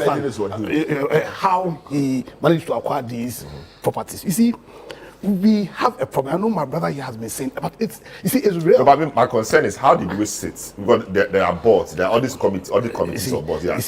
They are internal auditors. We have a political culture in this country that's very parochial. People enter into the politics now not because they love Ghana, not because they want to be part of a system that will build a strong state, not to be part of a system that will take care of the needs of the people. People enter into politics right now because they see Hanan, they saw him in Tamale, he became buffer stock, and suddenly he has what's called 1.4 million property. He stays at. He has a house at Chin Homes. He has properties all over in Tamale. You understand? So it's a problem. I know we can play the politics with it. We can play the law with it. And Masina here, in terms of the law, he's right. But at the end of the day, we have a situation where Ghanaians right now do not believe that people go into public service because they want to serve the state, because they want to serve them. And once that culture is first, once that perception grows, then the reports in Afrobarometer reports that says that people in Ghana right now don't mind a coup d'etat. It's frightening, and because of that, we are supporting the AG. Yes, it must be cautious though, but we are supporting. We need as a people because very little has been said about unexplained wealth. That is the matter. Very little has been said about the NSS issue. We all know them. I was in MVP too. I was in MVP too. I was what's it called a police station chairman. I was in MVP too. We know how people. And so you know the thing has been going on. No. He said he knew the people. How people suddenly get some small position and then they change. You understand? And I think over the past 8 years, I know corruption has been there, but over the last, if I had an issue with Nana Akufo-Addo and the leadership of the MPP, not all the people, but with Nana Addo in particular and the leadership of the MPP, you understand? They sat down and allowed that parochial culture to when we go to the Galamsey issue, the fact that there were two reports, one report from the Minister of Environment, another report from the CID on the Akuta mines, and Ronaldo came and told all of us that there's nothing wrong. At the time he was talking. What do you mean at the time? No, that's what he said. Anyway, let me talk to my level. No. Having said that, please. Let me talk to my level. The kingpins. Mr. Domelevo, good morning. Welcome to the program. Pleasure to have you as always. We're just discussing these issues about. Right, I hear we lost him. All right. So now we've listed all these people. I mean, how sure are we that we have a solid case that will go to court I anyway. think that if you know Dr. Dominic very well, the privilege of teaching a number of us, you know, he's been very meticulous, and I think that we cannot take pride in the fact that this is an attorney general that is not rushing, despite whatever pressure you can bring to bear. Anytime he comes to give us any announcement of a prosecution, it is backed with some serious information that at least you can have some confidence that it can. I mean, we cannot predict what the judge will say, but we are going to see something in course of action. You understand that we can see something in court, and that for me, oh yeah, fine. You are entitled to deny whatever it is. Oh, but it's okay. But he has a legitimate cause of action. And the Attorney General has said he's going to present his evidence. For me, that is about the beauty of. But they should advise themselves quietly. The man has put down the facts. He has filed his charge sheet. And he is saying that come to court. In fact, this is an attorney general is saying that let's do it day by day. You understand? Yes. Let's do it day by day. It is rather, of course, the defense lawyers have a right to but it is rather defense lawyers who are working out of court these days. You understand? Once cases are ongoing, you get me. Something that didn't happen when the NDC time. I never saw one NDC official who was accused have his lawyers walk out of court. The worst they did was to file processes in the court. But they never abandoned the court to deal with the accused person on his own. There is a day of accountability. And so once you are there and the day has come, the Attorney General is focused. And he has promised us a series of, and he's listed the cases. That's the good thing about it. He's given us a list of the cases. He's told us the dockets that have been completed. And he's told us anytime he's ready with the charge sheet, he will come out.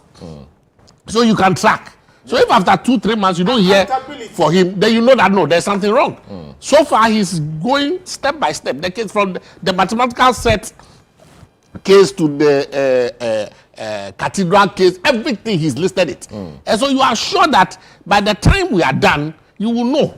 And at least you've heard the Minister of Information too. He's given the list of cases that are, the number of officials that are under investigation. I think Ghanaians should be very confident that that important electoral promise made by President Mahama of holding people accountable for how they spend their time in office would be important, because it is a very important message for those currently in government and those that have exited government, that the Ghanaian people know that at the end of your tenure, there must be some accountability. Very well. Mr. Domelevo, good morning. Welcome to the program.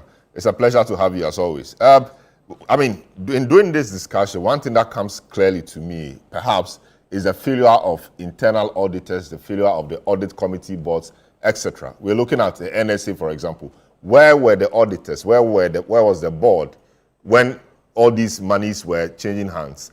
The issue about the buffer stock, a lot of money transferred here and there. Audits couldn't track this. Where is the missing link? And also, the fact that a lot of these people appear to be enjoying unexplained wealth. There is no lifestyle audit system set in motion. Where have we gotten it wrong? Thank you very much, and good morning to your listeners as well as the panel you have in the studio. Where have we gotten it wrong? I have said time and again that wherever we have a system or an institution and there are no dire or serious consequences for misbehavior, impunity takes over. That is where we have found ourselves in the public service. Too often people get away with misbehavior or abuse of office or embezzlement of funds, etc. Very few are held accountable. So people feel emboldened that let me also try my luck. Maybe I may get it. And you see, the institutions or the structures put in place, which we call the internal controls, are so weak that it beats your mind how someone can go through all these steps and take the money. One of those which I've been calling for, which you just touched on, is internal auditors. They have a legal duty to ensure that things are done in accordance with the rules and regulations of the public service. So they provide internal assurance. Why do I keep talking about internal auditors? Because you see, if internal auditors are effective and efficient and independent of the institution, mind you, when I say independent internal auditors, some people get confused. They say in that case, you are talking about external auditors. And I said, no. Today, good practice, even in the private sector, internal audit is being outsourced. If you ask the Pricewaterhouse, the Ernst & Young, etc., they do internal auditing for many corporate institutions. It is where the output goes that determine whether it is internal or external. The external auditor reports to shareholders or to parliament in the public service, but the internal auditor provides assurance to management. Therefore, it is necessary that we separate the internal auditor from the very person who is checking or controlling, supposed to ensure that that's the right thing. If the internal auditor's appointment, promotion, transfer, welfare, and everything depends upon the chief director or the principal spending officer, it is very difficult for the internal auditor to hold him or her strictly accountable. Hence, we are calling for the amendment of the Internal Audit Agency Act to make the internal auditors independent of the spending officers in many jurisdictions, in even Africa. The internal auditors belong to the agency. However, they play the role in the MDAs, just as the staff of Accountant General do not belong to the MDAs, they come from Accountant General, but they play their role. And the staff of the audit service, they don't belong to the MDA, but they come at the end to come and review or do the audit. The external auditor comes in and he has a very small window. Mind you, clause 2 of Article 187 requires that the Auditor General audits the entire country, the public sector. I mean, central administration, district, universities, hospital, everything must be audited. And clause 5 provides that this report must reach Parliament within 6 months after the end of the financial year. The Public Financial Management Act gives the MDAs 2 months to prepare their financial statement after the end of the financial year. So it's left with 4. Then the law, the PFM Act, again allows the Accountant General 1 more month, so to put the consolidated fund together. So the Auditor General has only 3 months window to do the audit, write the reports, etc., print it, and even printing it, you remember, it must go through public procurement process. So you do all these things within 3 months and get to Parliament. Therefore, the external auditor's work is reduced to sampling. It is not a census. We don't look at everything. We sample based upon risk. So that is why I think if we strengthen internal auditors who are there 24/7, checking abuses and irregularities, I think it will help us very well. Very well. But then you have got raise issues. Okay, go ahead. Unexplained wealth and then lifestyle audit, just in 1 minute. How do we start? To be honest with you, lifestyle audit is very important. Some of us are calling for strengthening the assets and liabilities declaration regime or the law which regulates it. If we do that, people will start hiding their assets and properties. Even without doing that, people are already hiding. You hear of children who have so much property, or people who have not worked, or people who work but their assets and what they earn, they don't match. So we need a lifestyle audit so that you can establish whether you obtain it rightly or not. But to be honest with you, the reverse pattern is what I think we must put into our laws with speed. It is already in our laws. Some people say it is not. But if you go to Article 286, Clause 4, it says after your first assets and liabilities declaration and the subsequent declaration, if the growth in your properties is not in tandem with the sources of income or gift or whatever means, proper means we know of, then you have acquired those assets contrary to the Constitution. So I think we have that already embedded in our Constitution. We should expand it. Said that if Daniel earns only 20,000 a month, at the end of the year, he should get 240 minus what he spends. But he has 20 million already in his account. Then we say the prosecution should prove beyond reasonable doubt how he stole that money. It is not going to happen. That is the fear I have. And again, we need our legal framework to bring finality to these issues. We must put a time limit on how far or how many years or months that criminal trials, or especially those relating to economic crime, and corruption can be tried. I think if we learn from even Nigeria, the Supreme Court ruled that during criminal trials, there cannot be stay of proceedings. Proceedings must continue. And there are courts even in Kenya, etc., specifically dedicated to corruption and corruption-related issues. We must do that in Ghana so that we can retrieve the money. INA and Co are doing very well, but we are not interested in the cases being at court. It's not. We don't want to be in court. We want the monies recovered. So we should know we are going to finish this thing. Thank you. Very well. It's a pleasure as always. Thanks so much, and that's how we conclude today's edition of the program. So let me say happy birthday to Andrews Anate Ket. So that's from Senyo and the squad. Have a good one. Thanks so much for joining us today. Nana AJ Bafo Ewa MP, Mesha South MPP, Deepako Sama Ado, member of the NDC legal team, Senyo Hosi, as always, convener, One Ghana Movement. Are you? Andrew Apia Dankwa, legal director of the UP. I don't say UP tradition of the UP party, and then of course we had Daniel Domolebo, former Auditor General. My name is Salam Adonu. Thanks so much for being there listening. Catch you soon.